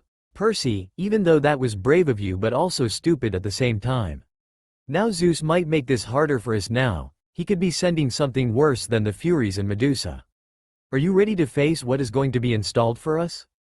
Asked Naruto. I'm ready, I don't care what they sent at us, I'll do anything to get my mum back, even if I had to go through anyone to do it, said a determined Percy. That mouth of yours is really going to get us killed one day, replied Naruto, and Annabeth just nodded at that. She didn't try to criticize Percy but was more resigned to the fact that he had a major talent for ticking off the gods and agreeing with Naruto that Percy would get them killed one day. Come on, she muttered. We need a new plan. Omake. Naruto and Zoe Day at the carnival. As the hunters and Naruto just finished hunting down a couple of Drakon and successfully got all of them. Naruto managed to take 3 down with no sweat but really didn't enjoy and showed any emotion to it. So Zoe, with Artemis' permission, decided to take Naruto with her to a carnival that was close to the camp to show Naruto what fun is. They're at the carnival walking around until they heard, step right up, if you can shoot all the targets with this gun, you will win a fabulous prize, said the guy at the gunstand game. Naruto, thou should give a try, asked Zoe. Oh right, let's do this, replied Naruto. As they both headed towards the stand and paid to play the game. The rules are simple, kid. You have to shoot all 10 targets with 10 bullets in this rifle. You ready? Asked the guy, and Naruto nodded. Okay, go. And Naruto shot 10 times in 10 seconds from the rifle, and when he put the rifle back on the stand and looked at everyone's face that was around them. Not only did he hit all 10 targets, but managed to get them all in a bull's eye. Damn, this kid is good, thought the guy who runs this stand. Thou are not surprised. You're looking at Milady's flesh and blood after all, thought Zoe. Wow, kid, that was good. Here you go, the grand prize, said the guy and handed Naruto his prize, which was a giant sliver teddy bear. Coincidence, isn't it? And Naruto didn't really want the teddy bear, so he gave it to Zoe, who was surprised about it but accepted no less. The rest of the day they went to play different games, go on rides and eat carnival food together. To them, it was really enjoyable and fun. And as they were about to head back to the hunter's camp, Naruto stopped her, and as she looked at him with a confused face while holding her teddy bear. Zoe, even though I don't know how to express emotion, but I really had a fun day, thank you Zoe, said Naruto, in which it got Zoe to lightly blush.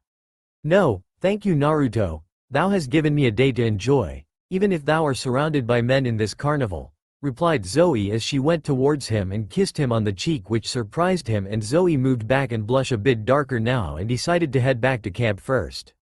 Naruto just stood there and placed his hand on the cheek Zoe kissed and stood there quietly for a few minutes before he decided to catch up to Zoe. Unknown to the two of them, they were being followed by Kushina and Artemis.